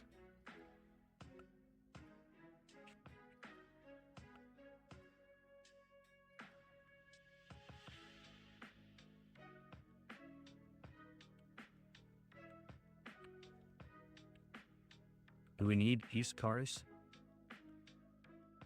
East is confusing because it's 0. We can't really get any value out of that.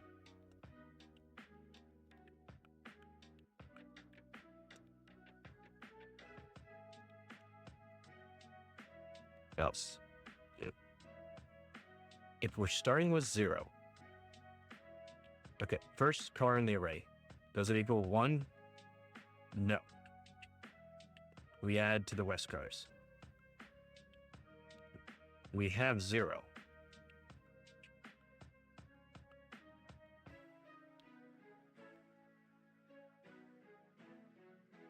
If we're starting with 0, that means we see a car going east.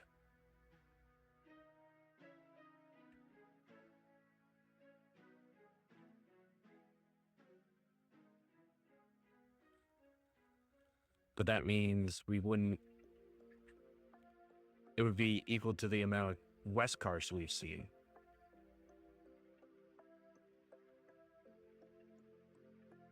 Yeah, okay. Okay, hold on.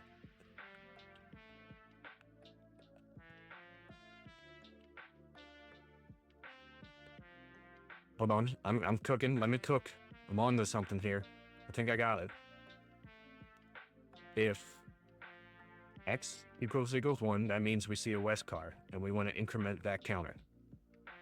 If we don't, that means we see a car going east. And that car going east should tell us, adding to how many west cars we've seen.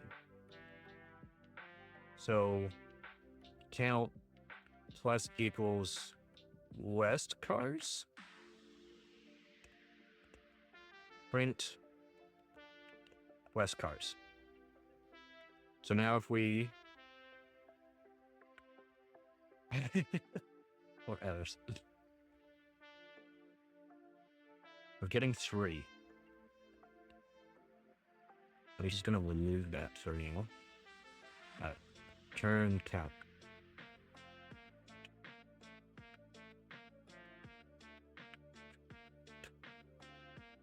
The turn value is 5. Hold on. Did I? Output is 3. Output is 3. Returned 1. Output is 2. Return value is 5.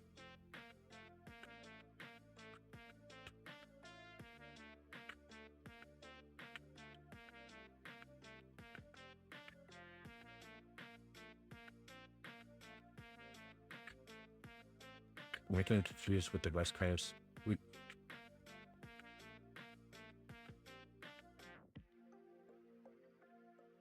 got 1, expected 5. It worked for this one.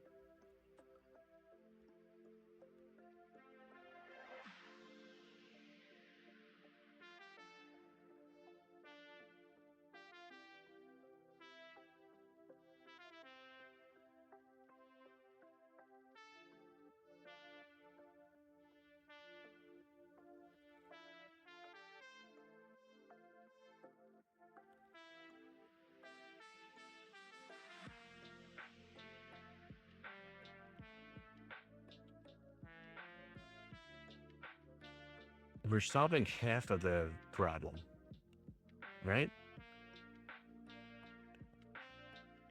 We're not using size anymore. We're not trying to do any tricky math.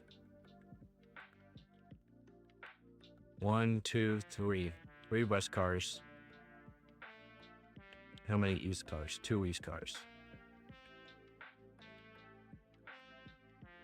That's why I was thinking if you just add them together, does that give us the rate?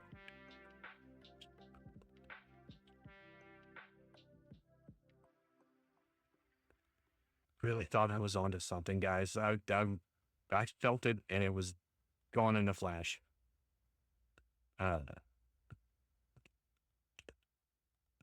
East cars plus this one. Turn East cars plus West cars.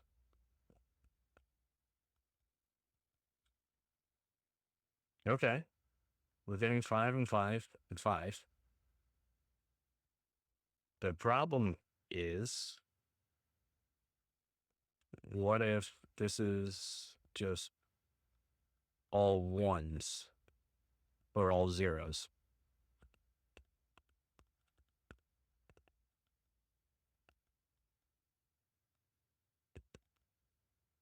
Zero, zero, zero, zero, zero.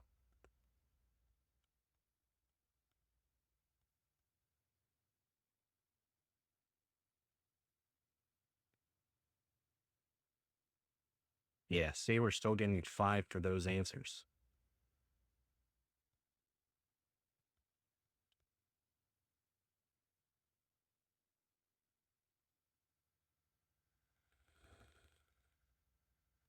Unless we check if East cars equals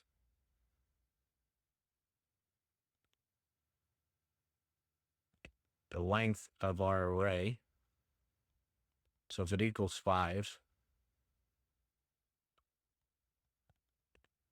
return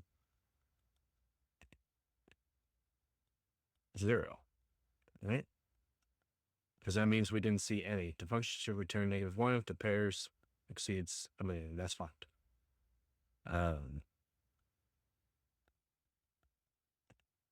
Or West cars equals the length of A. Run that. Okay.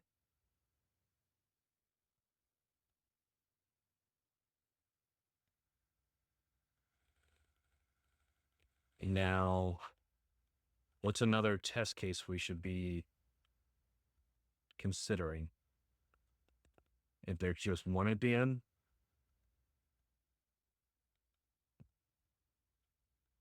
One, two, three, 4. That means only 4 should be the answer for that last one.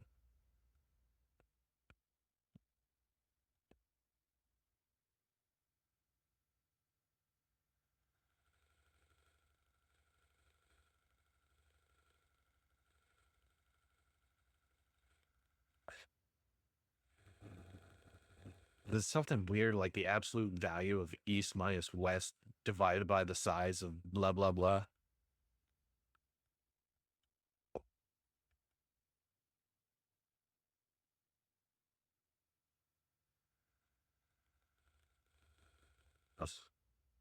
I say that a pair of cars, P and Q,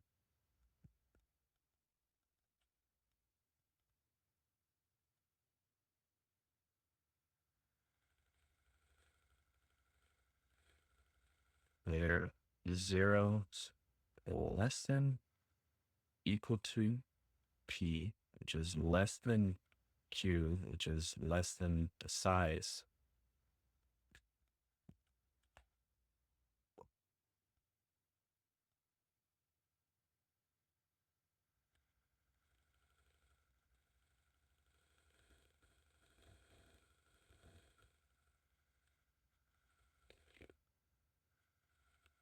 2 and 3 and 2 and 4. 2 and 3 and 2 and 4. So if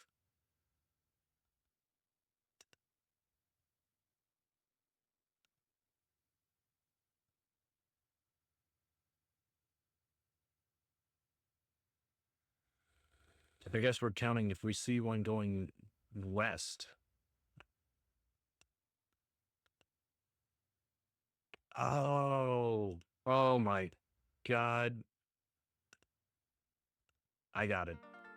If we see a car going west and we see a car going east, they're not going to pass each other.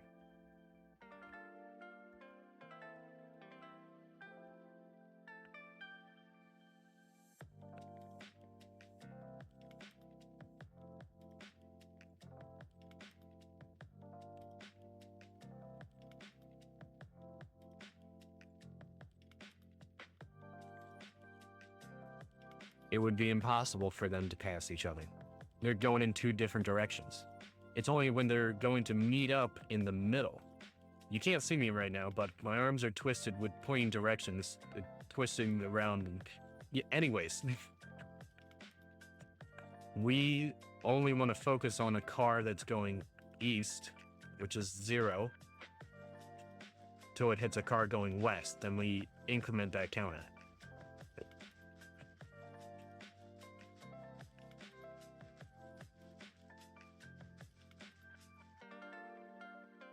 Okay, I know I'm on the right track here.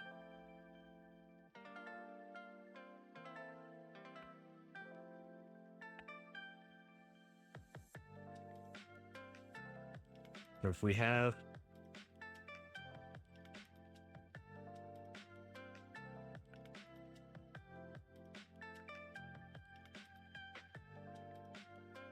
we only care about east cars.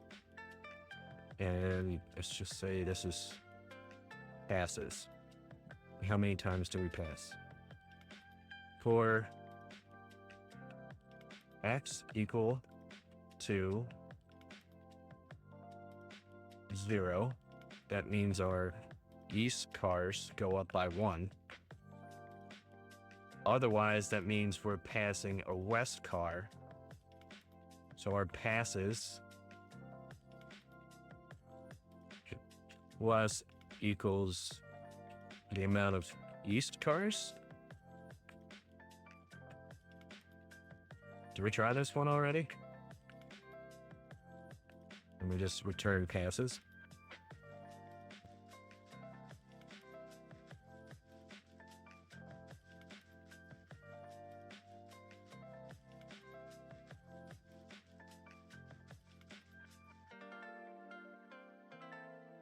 I think this is it.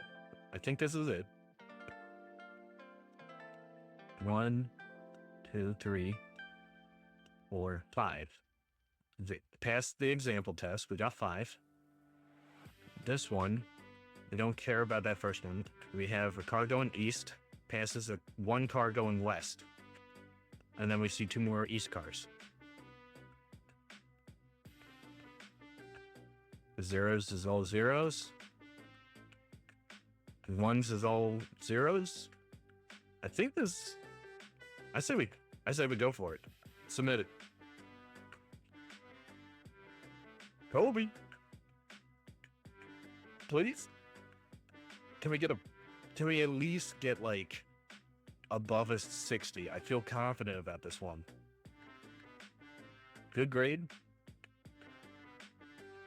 Passing grade? Bueller? Oh, we got a 70. Yes. All right. Ooh, tanked on performance, but we were correct 100% of the time.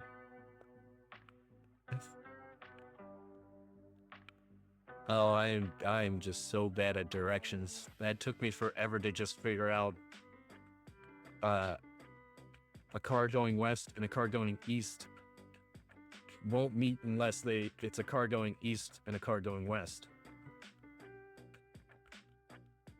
All right, no notes. 70, we'll take it. All right, how long have we been streaming? About 2 hours? You guys want to do one more? I'm on that coding high, you know, when it actually works and you figured out the problem. 70, that's a passing grade. It is in my book, at least.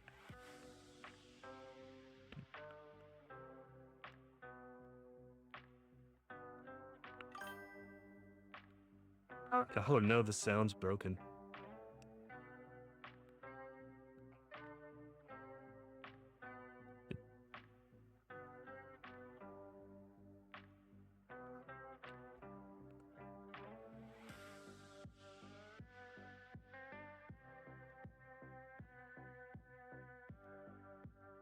One more time.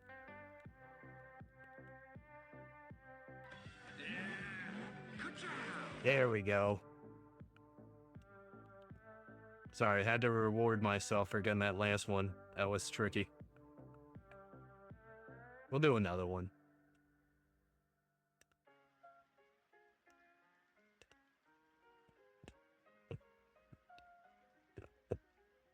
Given that 3 integers, a, b, and k, return the number of integers within the range a to b that are divisible by k. Oh no, don't tell me it's math.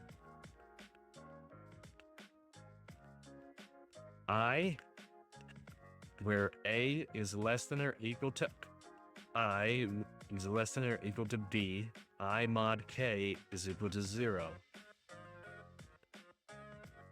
Okay, we have a, b, and k.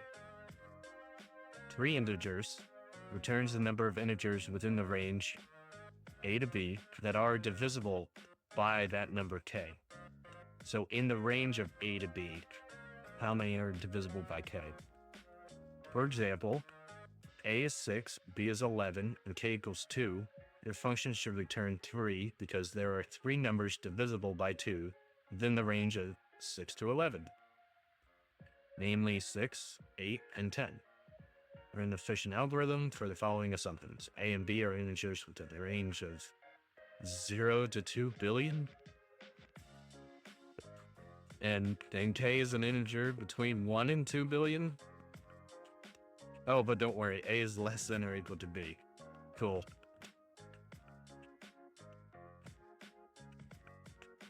Yeah, all right.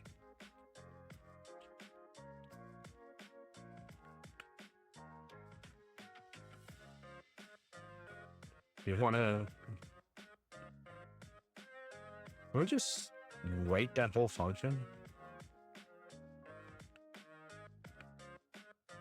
Or x in range of,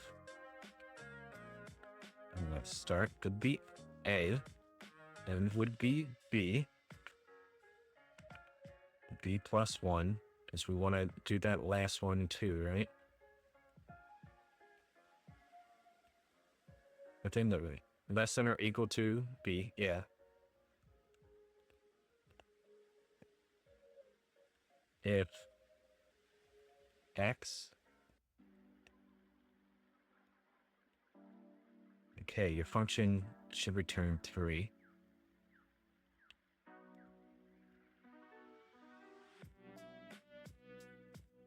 If x divided by k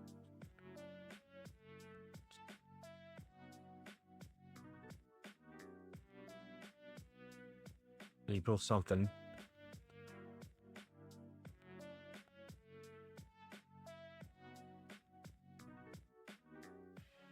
count plus equals 1.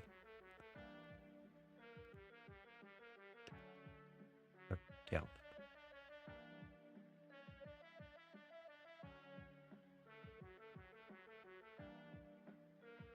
There's got to be a better way, because an array of 2 billion isn't going to actually work.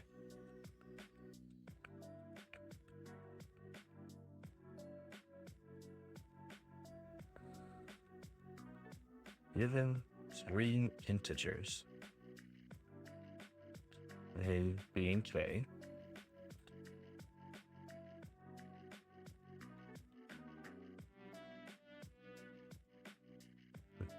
All right.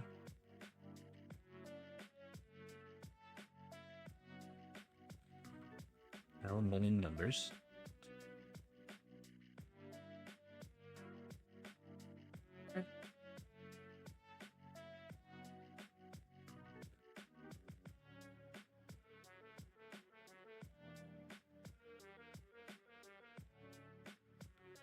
Can we mod?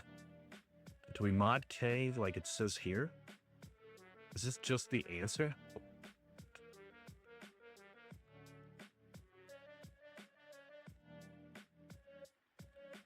So if it equals 0, then we just increase the count.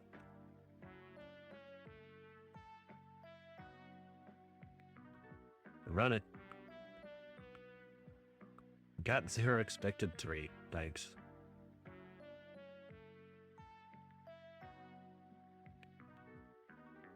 But Python mod. Oh, it's the percentage.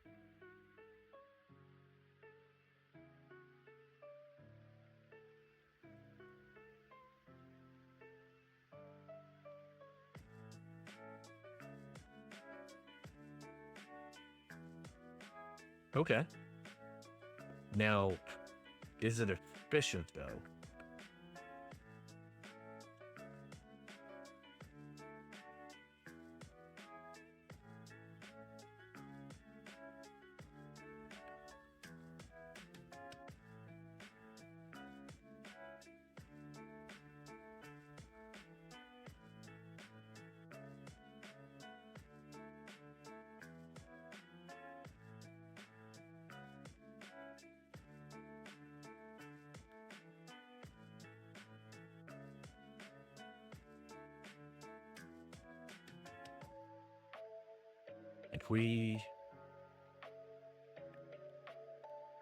Why is this important? A is less than or equal to B.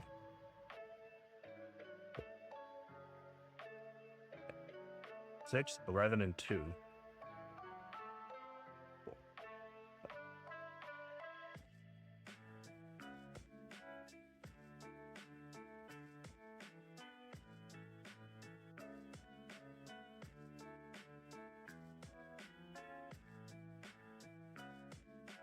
So for this, we're doing 6 mod 2 equals 0. We're doing 7 mod 2. It's not equal 0.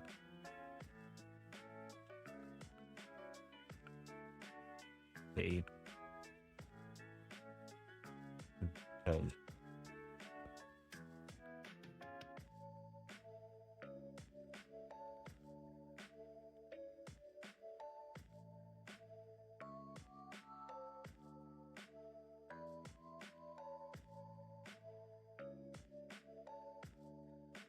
Does equal 0. 9 mod 2 does not equal 0. And then 10 mod 2 does equal 0. And 11 doesn't.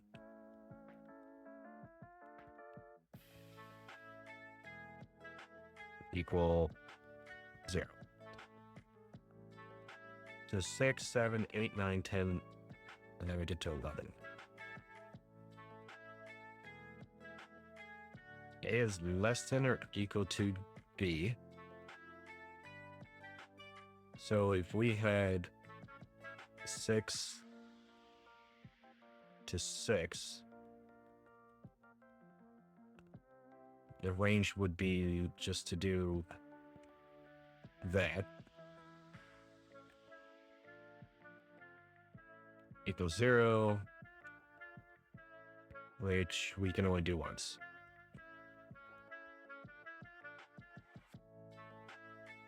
If we do 6 to 8, equals 0. We do it twice.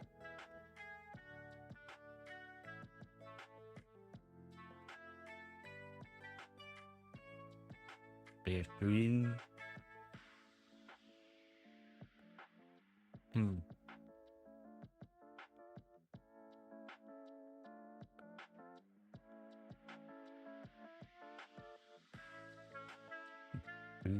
minus a equals 0. B minus a equals 2 for our second example. It equals 0.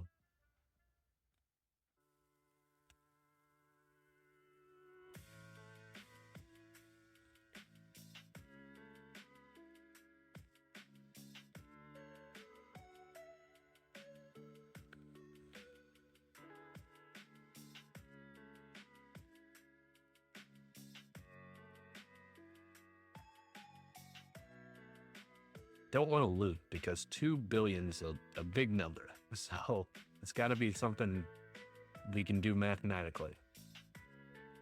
I know, we're going to have to use math.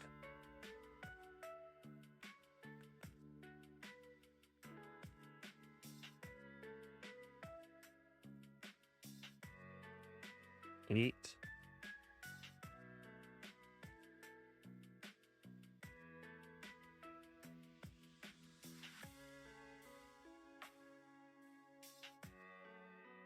Divided by 2 equals 4.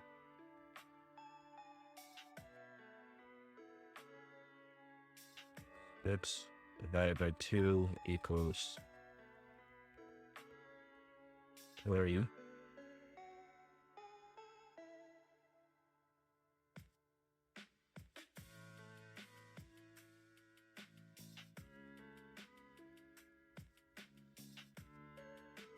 Four minus 3 equals 1.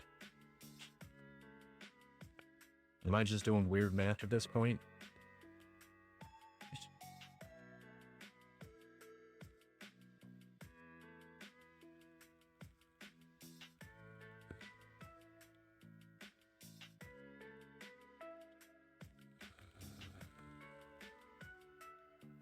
A is less than or equal to. But yeah, if we did 6 divided by k, which is 2. And we got 3, and then we got 3 and 3 because we're doing B and A. So it would be 3 minus 3 equal to 0.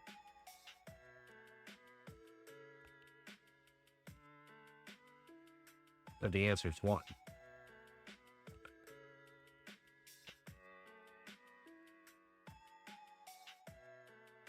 What if we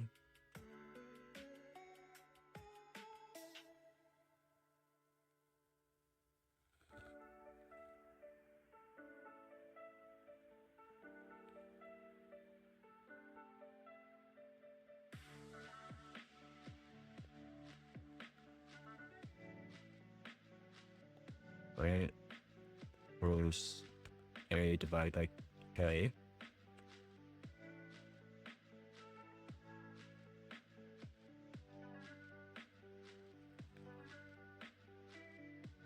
Left minus right plus 1. Hey, Boss Gans. Thanks for the follow. We're currently breaking our brain over possibly simple math.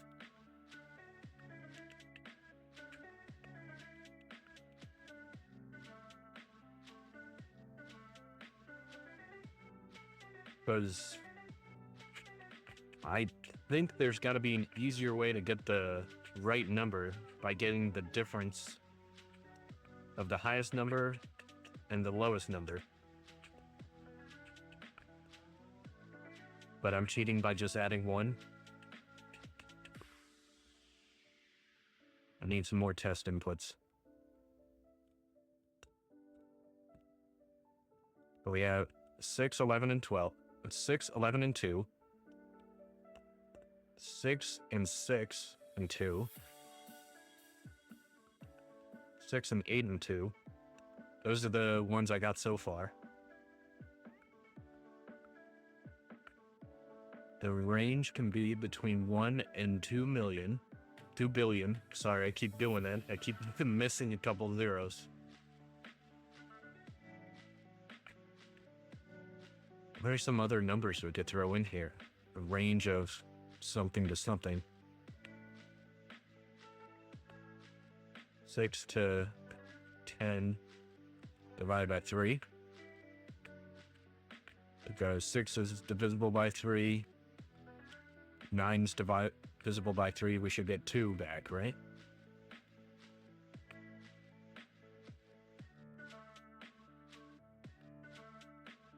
Oh. We got 2 here. We got 2 here.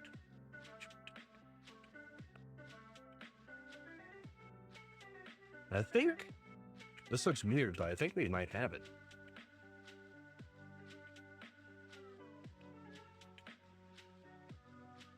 Do we dare submit, or do we? This feels wrong though. Like, where are we? We know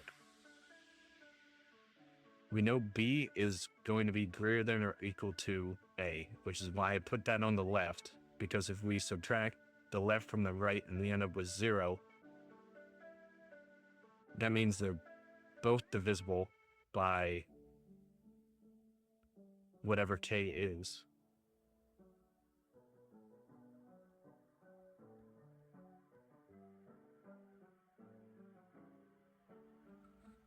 Wait, am I doing right math? I think I'm doing wrong math again, because if we have 6 divided by 2, that equals 3. And if our range is also 6 to 6 divided by 2 equals 3. 3 and 3 subtract from each other equals 0. Plus our 1.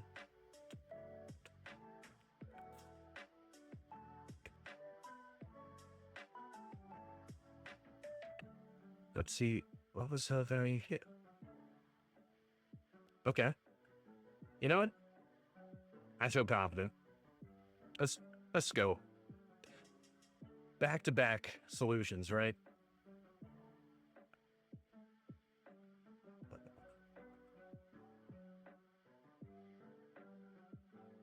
Are we at least correct? All right, it only took us 20 minutes this time. We didn't have to follow any weird navigation thing. Whoa, crap. What happened? What did we get wrong? Oh my god, 0 correctness? It worked on my computer. Correctness is 0.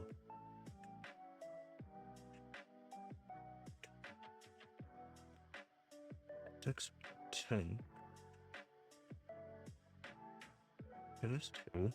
Should return 3. So there are 3 numbers divisible by. Oh, did we? What if the numbers? The numbers, Mason, what do they mean?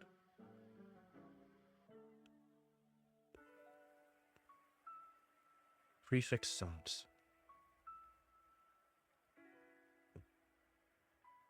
Int A, int B, and int K. We're going for round 2 on this one. I'm not satisfied.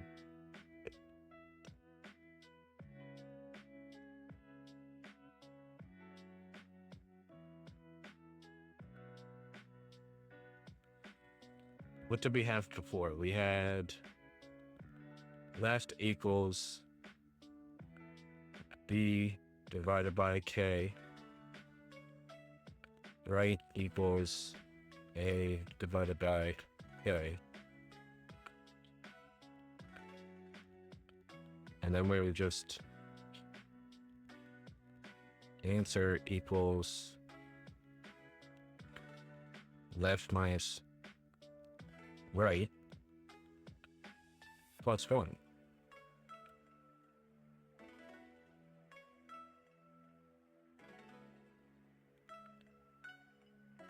Then we return the answer.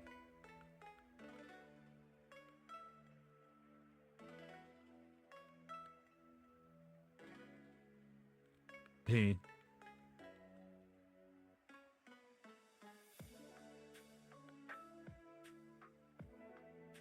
K is an integer within the range of 1 to 2 million, so we know K is at least going to be 1.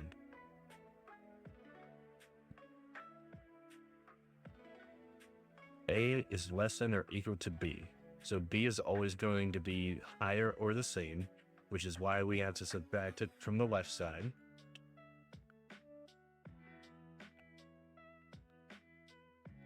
If we did, so instead of 6 to 11, what if we did 5 to 11? That would be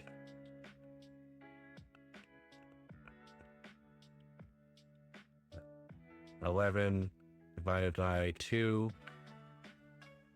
equals, what is that? 5 something?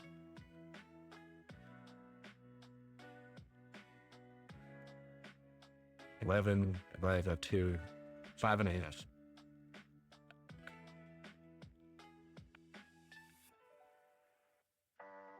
They deal with floats. And since we're just looking for how many numbers actually divide into it, we're not counting anything that is a float. And then the right would be 5 divided by 2. And that's going to equal 2.5. We lose the float, it's 2. Then our answer would be 5. 5 minus 2 equals 3.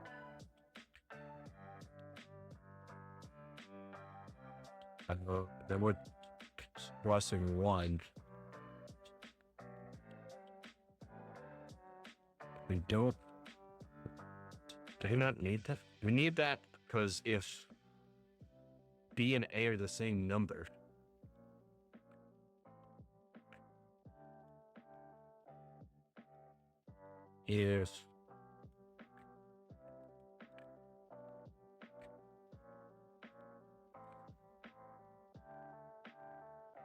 hold on.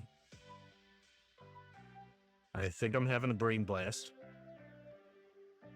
I think, so this is going to be the same number. No. If we start at 6, 6 divided by 2 equals 3.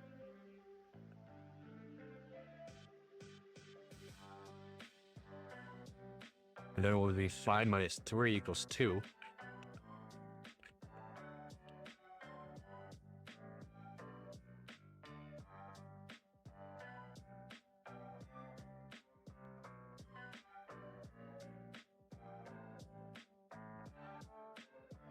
But in our example here, where it would be 3 numbers. That's why I just kept adding 1, but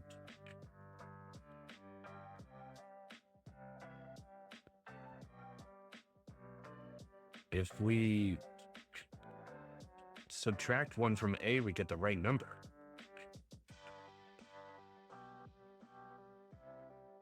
A minus 1 divided by K, so that will be our 5 divided by 2, and then we get the 2.5. We floor that, so that equals 2, and then 5 minus 2 equals our 3. Okay, so now what if we had a range from 5 to 11? 5 minus 1 would be 4. 4 divided by 2 is still 2.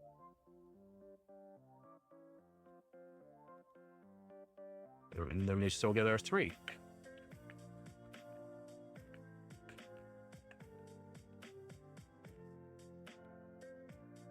Am I missing something? Did we just have to make sure that this was less than B?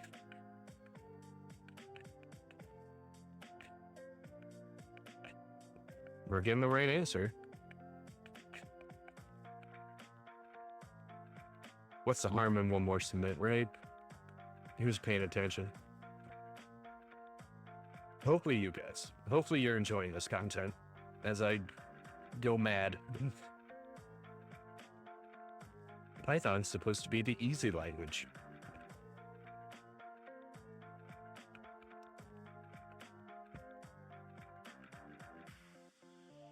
All right, how do we go from not right at all to a perfect score?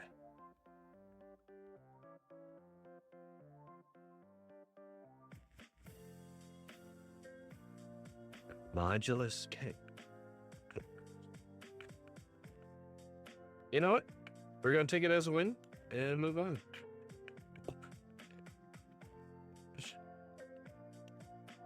What other lessons are there? Compute the number of distinct values in an array. Maximize AP times AQ times AR for any triplet. Triangle.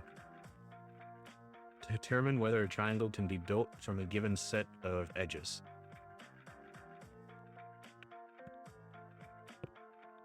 An array A consisting of n integers is given a triplet, P, Q, and R, is triangular if 0 is less than or equal to P, less than Q, less than R, less than the size. 10, 2, 5, 1, 8, 20. Triplet 0, 2, and 4 is triangular. 0, 2, and 4. 10, 5, and 8.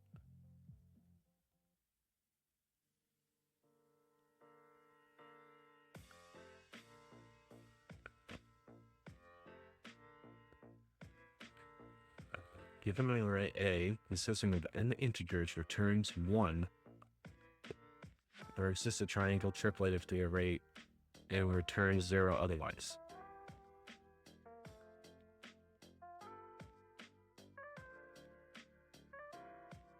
I love how I'll change this like the solution. Thanks.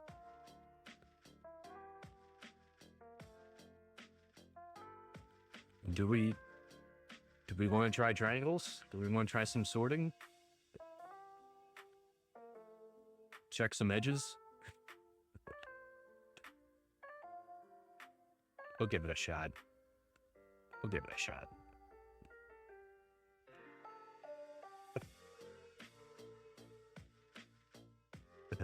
Python. Confirm. Okay.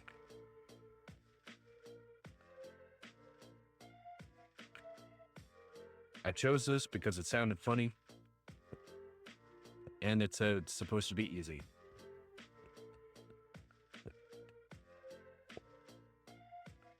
Triplet 0, 2, and 4 is triangular. I'm pretty sure it's talking about index 0, index 2, and index 4.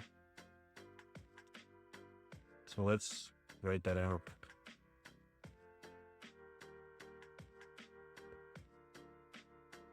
Is triangular if it meets this requirement. And we're just going to put size of array.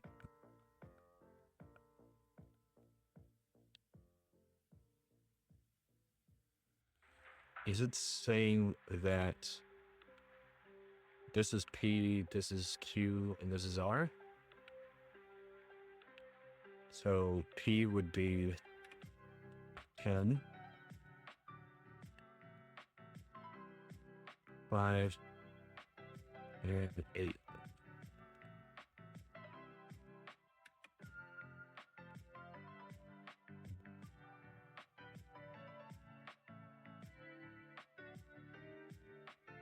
But we could do 5, 8, and 10.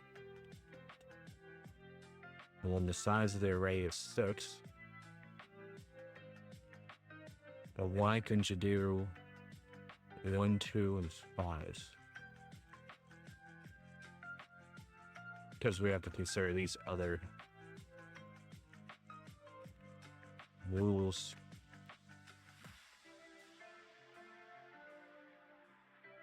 Damn rules.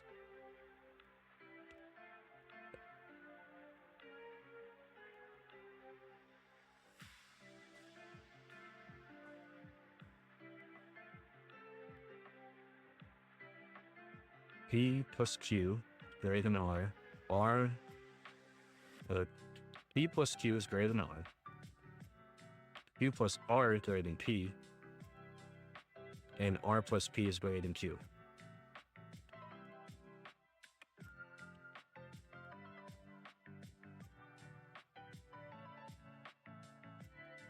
So the sums of two sides is greater than the remainder. See, I still remember some geometry. I remember that word too. All right, so n is an integer within the range of 0 to 100,000. Each element in the array A is an integer within the range of negative really big number to positive really big number. The function should return 1 as explained above, given array A such that 10, 15, 5, and 1. The function should return 0. So again, we're figuring out how many combos can we make.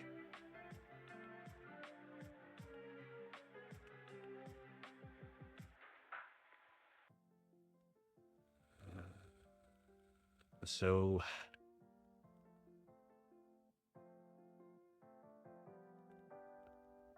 our size is equal to the length of our array.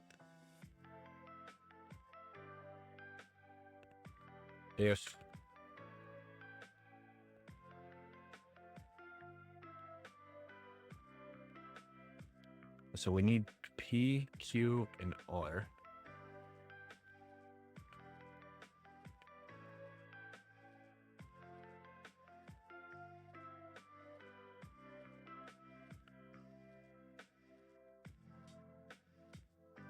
Is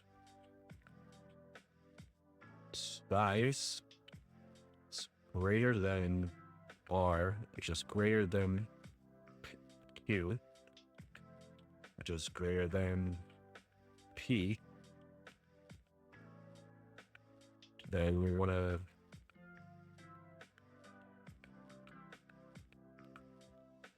add 1 to our count.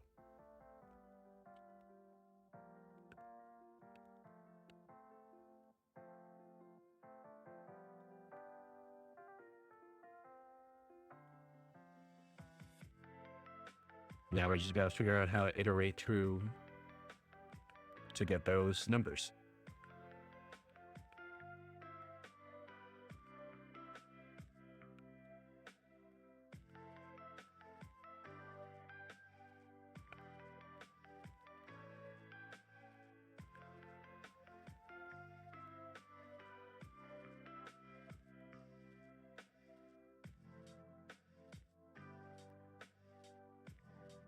How many sets of triangles can we make?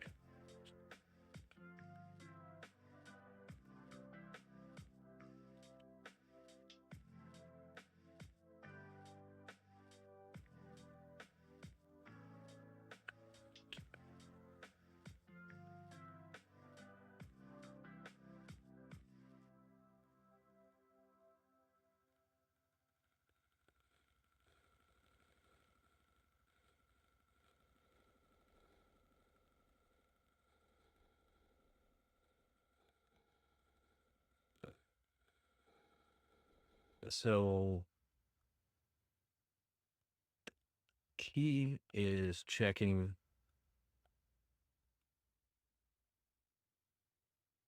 that we need 3 numbers that satisfies this. R is greater than Q, greater than P. 10 is greater than 2, which isn't greater than 5, but is greater than 1. 10, 2, and 1 don't work because 1 plus 2 isn't greater than 10.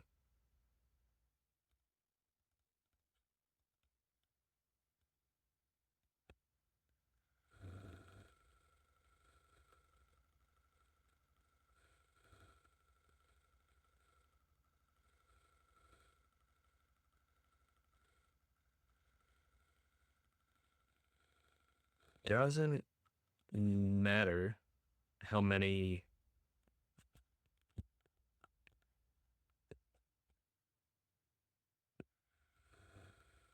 1, 2, 5, 8, 10, 20.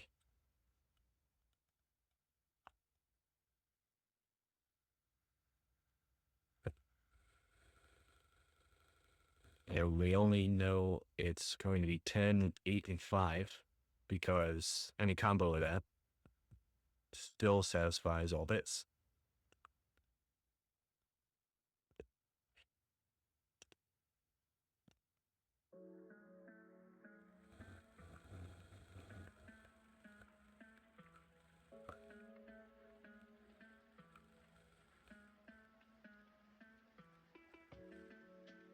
Let's make this, and so we don't get confused here. Count equals 0.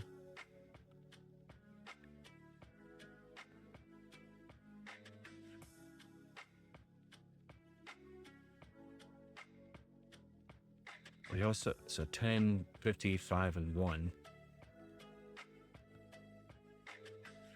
What's 5? Doesn't match.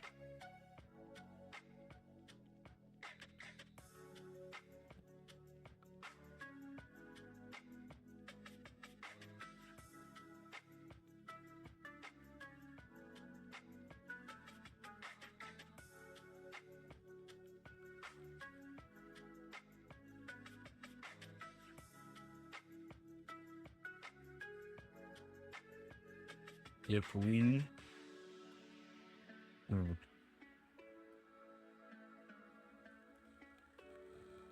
if we sort the array from smallest to highest, then we can start pairing them up, or working our way like we have one number plus this one plus that one plus that one plus that one.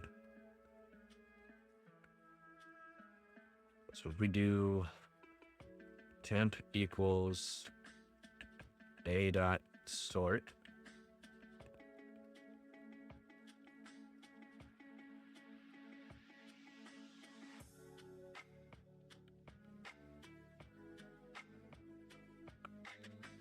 where x in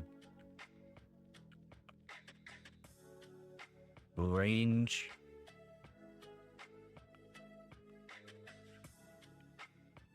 of n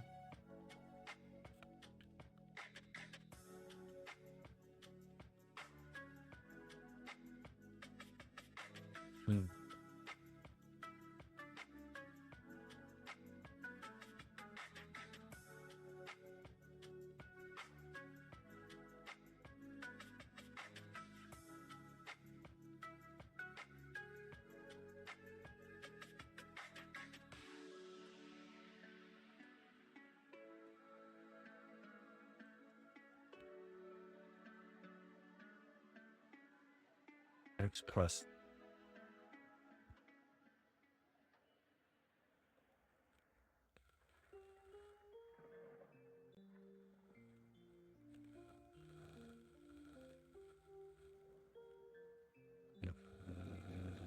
versus plus 1. So we take the first number, add it to the second number, compare it to the third number.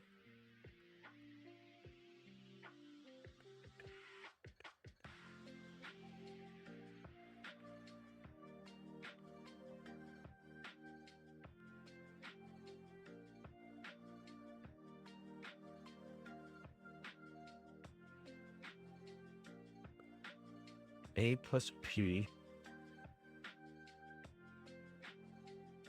P plus Q is greater than R. Q plus R is greater than P. R and P is greater than Q.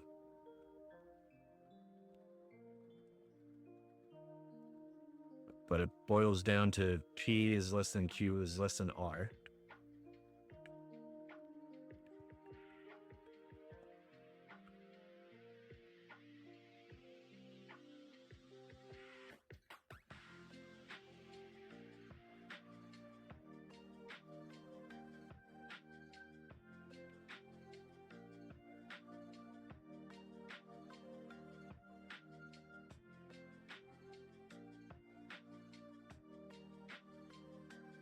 If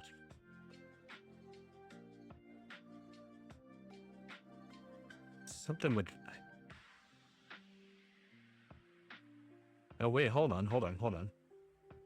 Can we reorganize this so that this is greater than A of P? I think I'm on to something. Another brain blast. So we know that R is greater than Q, which is greater than P, based on this rule up here. So if we take this, and if we have A of P, that means this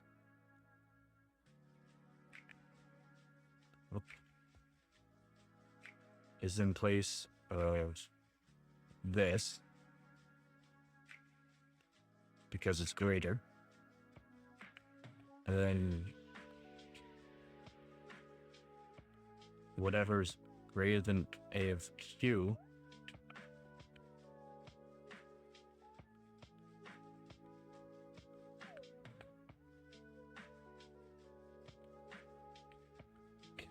and then hold on.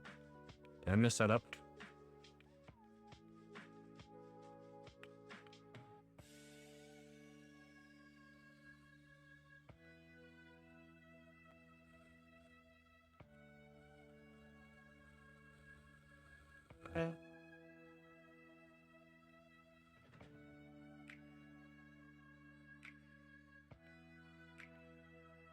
P is less than Q. P is also less than A of Q plus A of R, which makes sense. But A of Q is less than A of R plus A of P.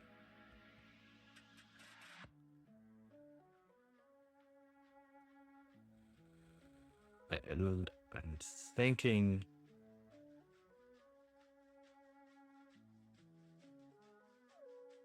that we A of P plus A of Q is greater than A of R.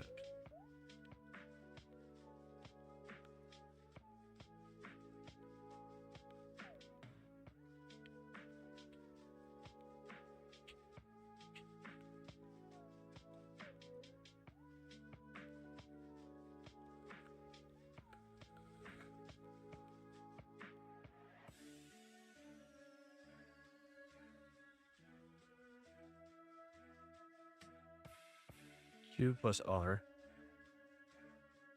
P plus R.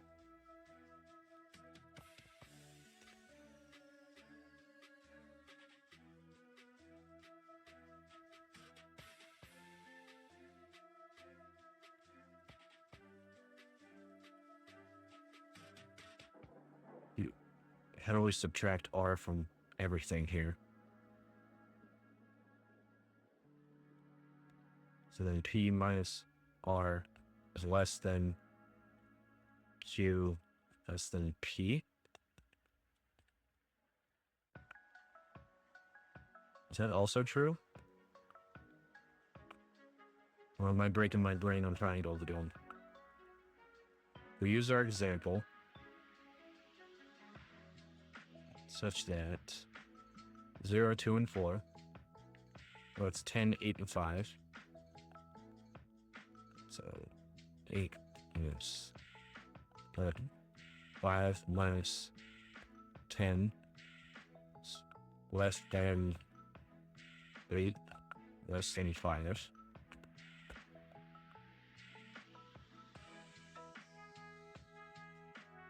Nope, broke my brain.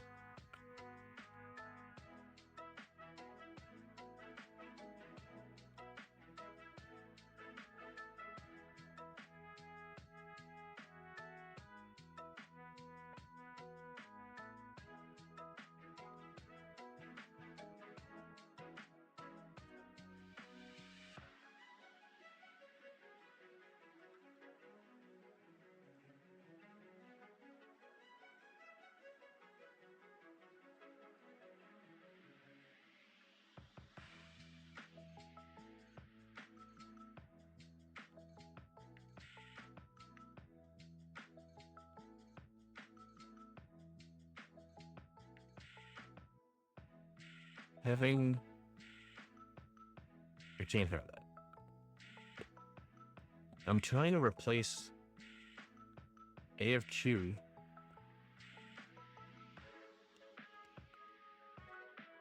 with its just regular value.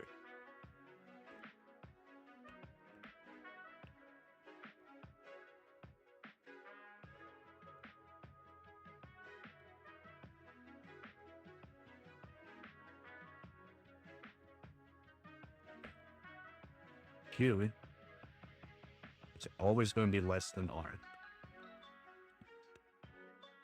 Let's get rid of these A's. Clean this up a little bit. Maybe it'll pop out at me.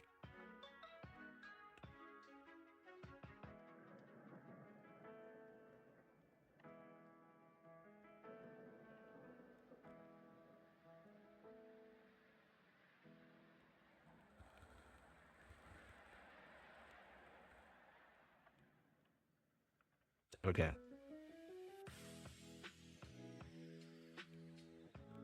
P is less than Q plus R, obviously.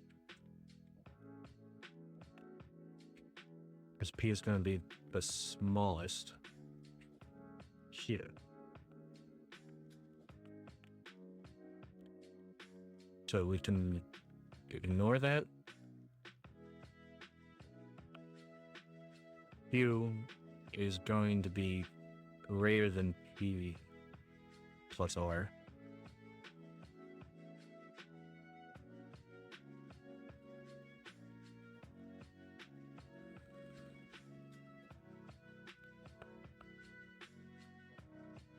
Right, because, yeah, R plus P is going to be greater than Q because R should already be greater than Q.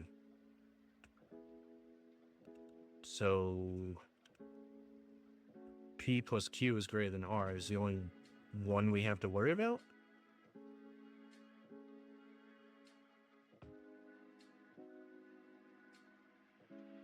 That's the only one that makes sense. Because then this would be the 5 plus 8 is greater than 10.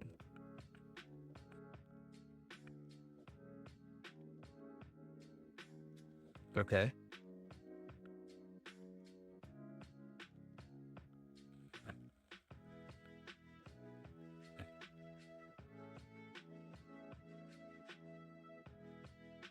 So now we just got to go through and make sure that that rule's taken care of. We do. Let's say we sort the list because we want to start with the lowest and the highest. So we have 1, 2, 5, 8, and 10, and 20. This is our example list here. We have to iterate through.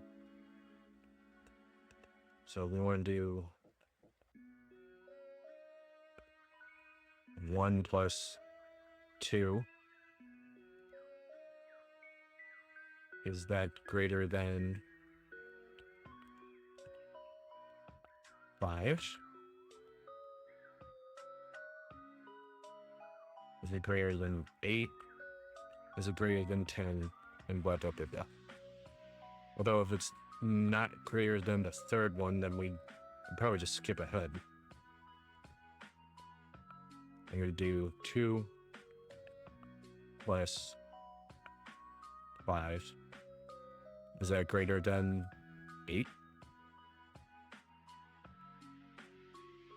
No. So if we can focus on this rule, the rest should be easy.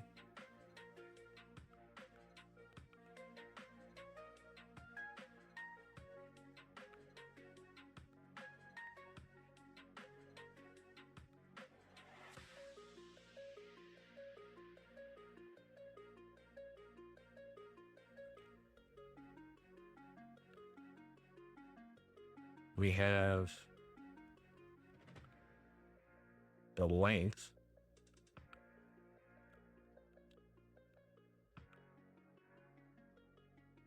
of how many items we have.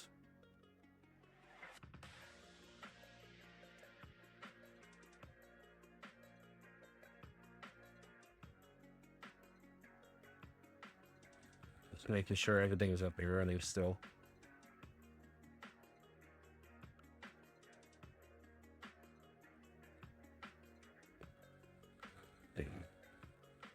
We want to be able to... Okay.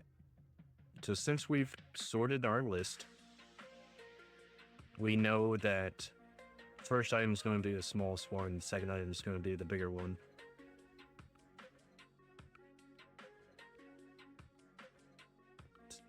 Can we just...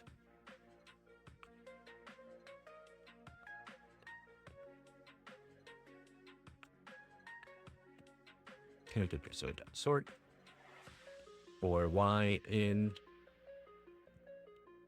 range n minus 1.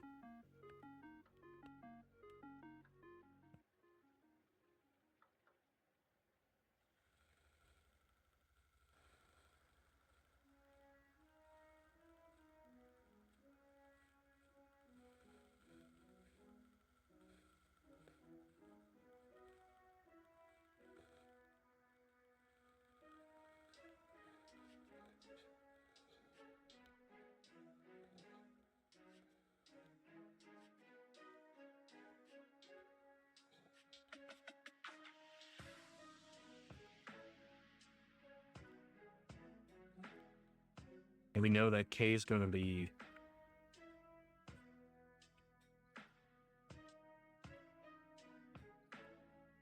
we know that the one side is going to be longer than stupid triangles.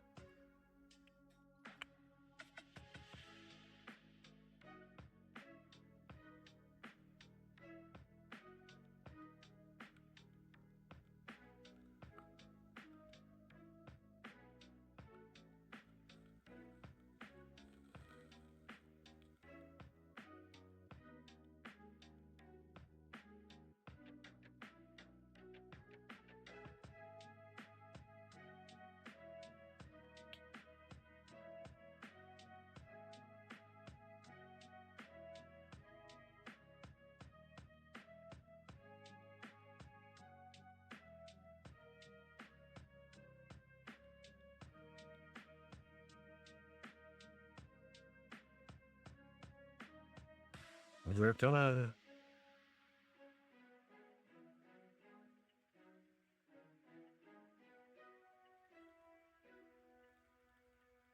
three sides, X, Y, and Z.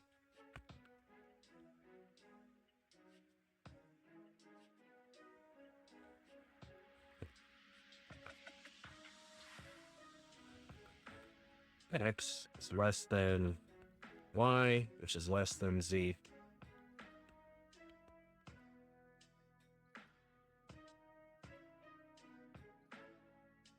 If that's true, we know that the first element we get is going to be the smallest.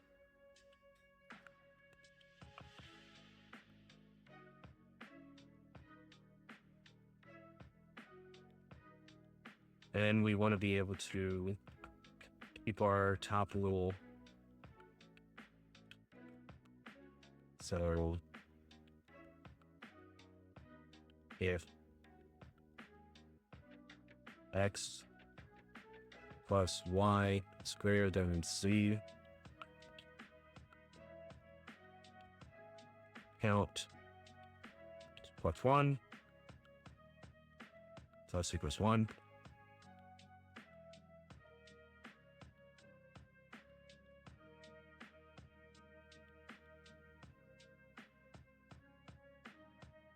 We need to there X in temp or Y in temp.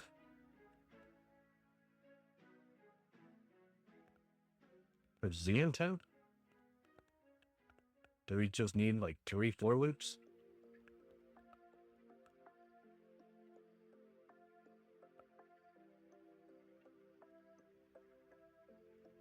Those little notes.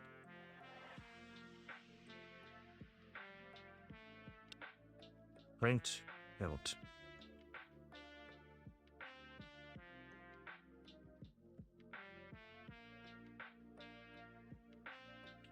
Neat.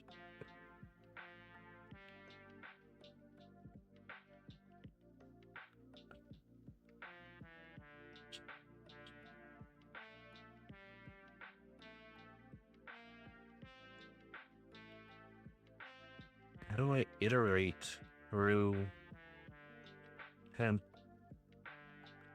3 times?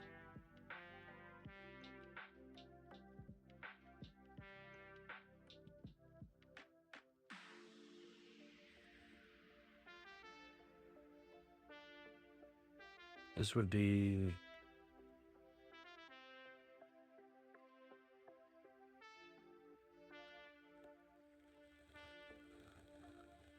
x in range of n, which is the size of our array,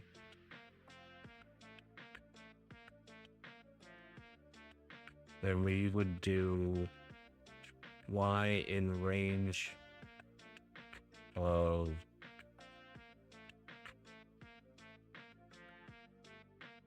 x plus 1 to n. And then for z, we would do in range of y plus 1 in range of n. Because we have 2 halves. If we sort the whole array, the left half is obviously going to be smaller than the right half. It's just, while we index on this, are we going to be able to confirm this? So it would be like if temp indexed on x plus temp indexed on y is greater than temp index on z.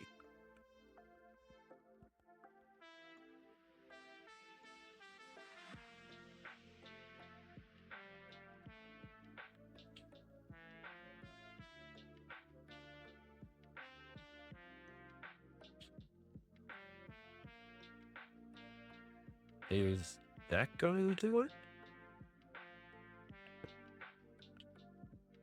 Come on. None type object is not subscribed. Oh yeah, please subscribe. Great segue. Standard out if none type object is not subscribable.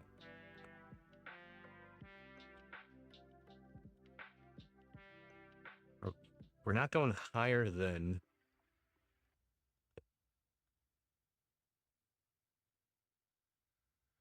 the end. Are we going out of indexed? What line is this? Line 30. So it's our if statement.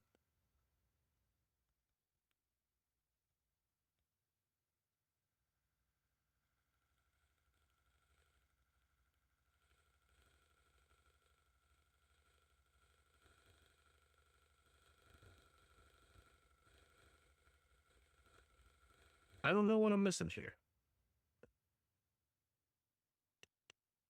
I don't need cursor anymore. We're just doing 3 quick loops.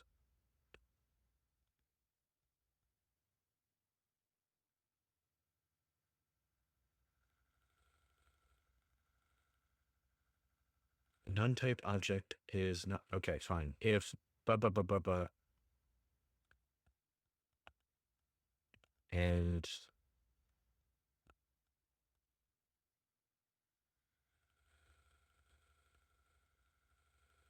x or y or z does not equal none type.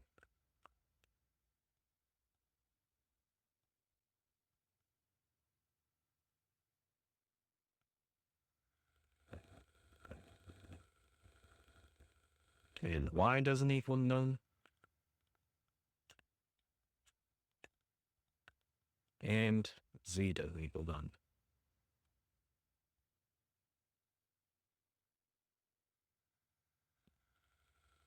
What?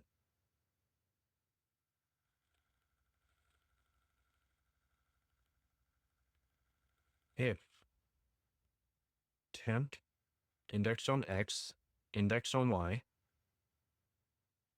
is greater than z,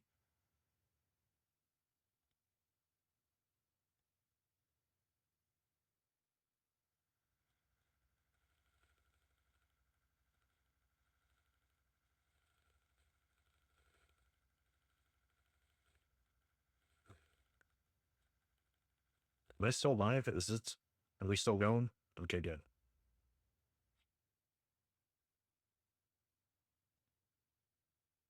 I think this is the last one, and then we'll call it a day.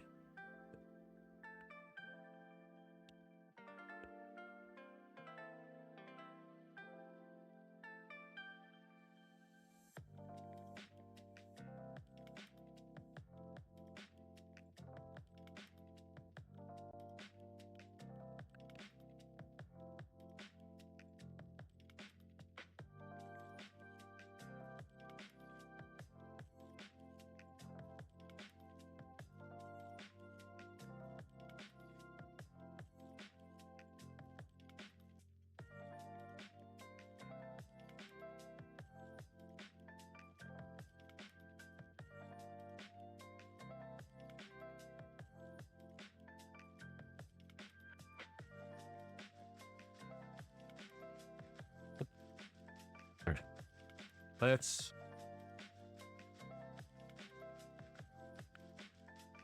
or temp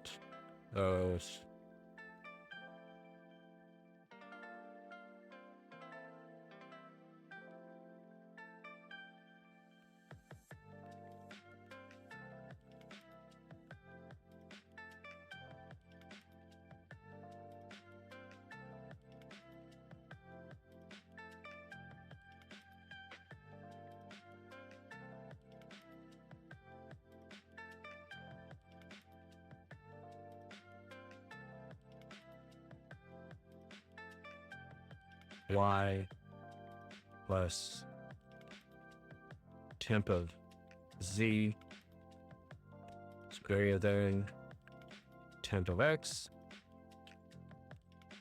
or temp of x plus temp of y, no, temp of z is greater than temp of y.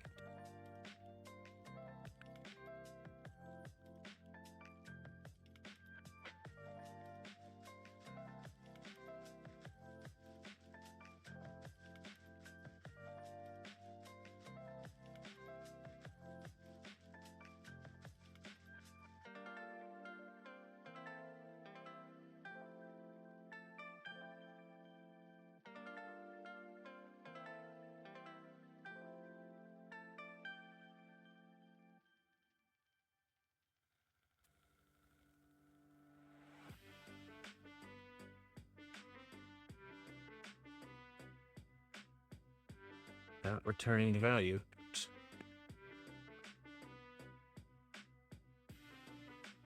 Down.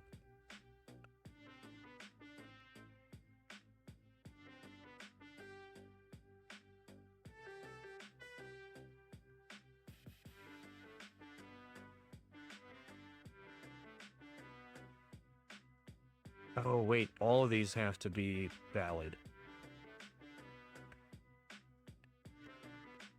So it's and instead of or.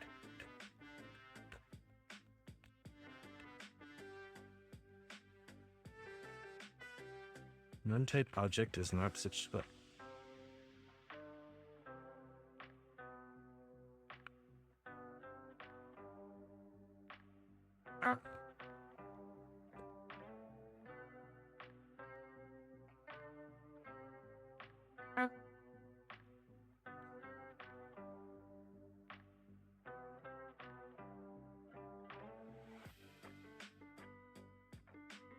Ordering method.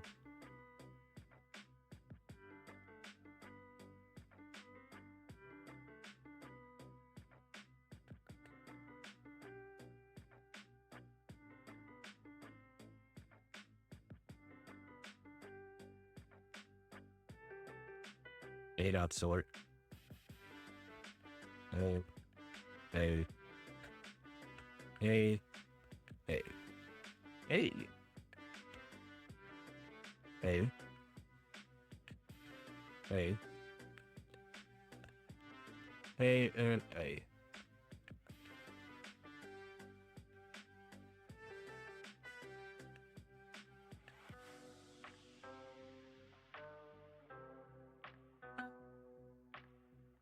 Probably some weird indexing crap. Submit.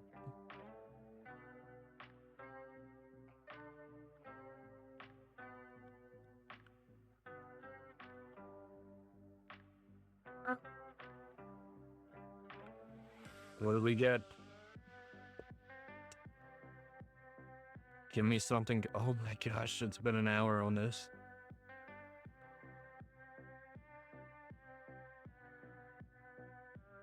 Come on.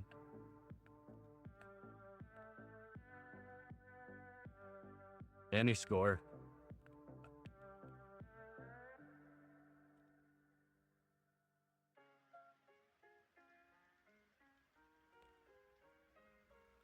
This is taking so long. It knows I want to be done. It's not defined yet.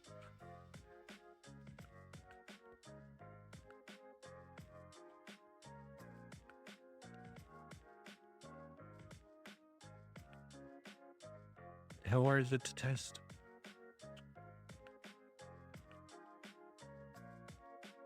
Correctness not assessed.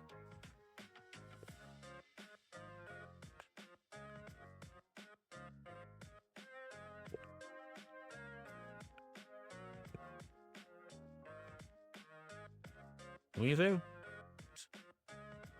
Bueller? Nope. We got a flat out 0. Alright. I think that's enough for today. Thanks everyone who tuned in to watch me struggle and lose my mind. Make sure to like, comment, subscribe. Follow me on Twitter and especially on Twitch. Yeah. Tune in tomorrow where we won't break my brain as much and we won't struggle as hard. Thanks again, and I'll see you next time.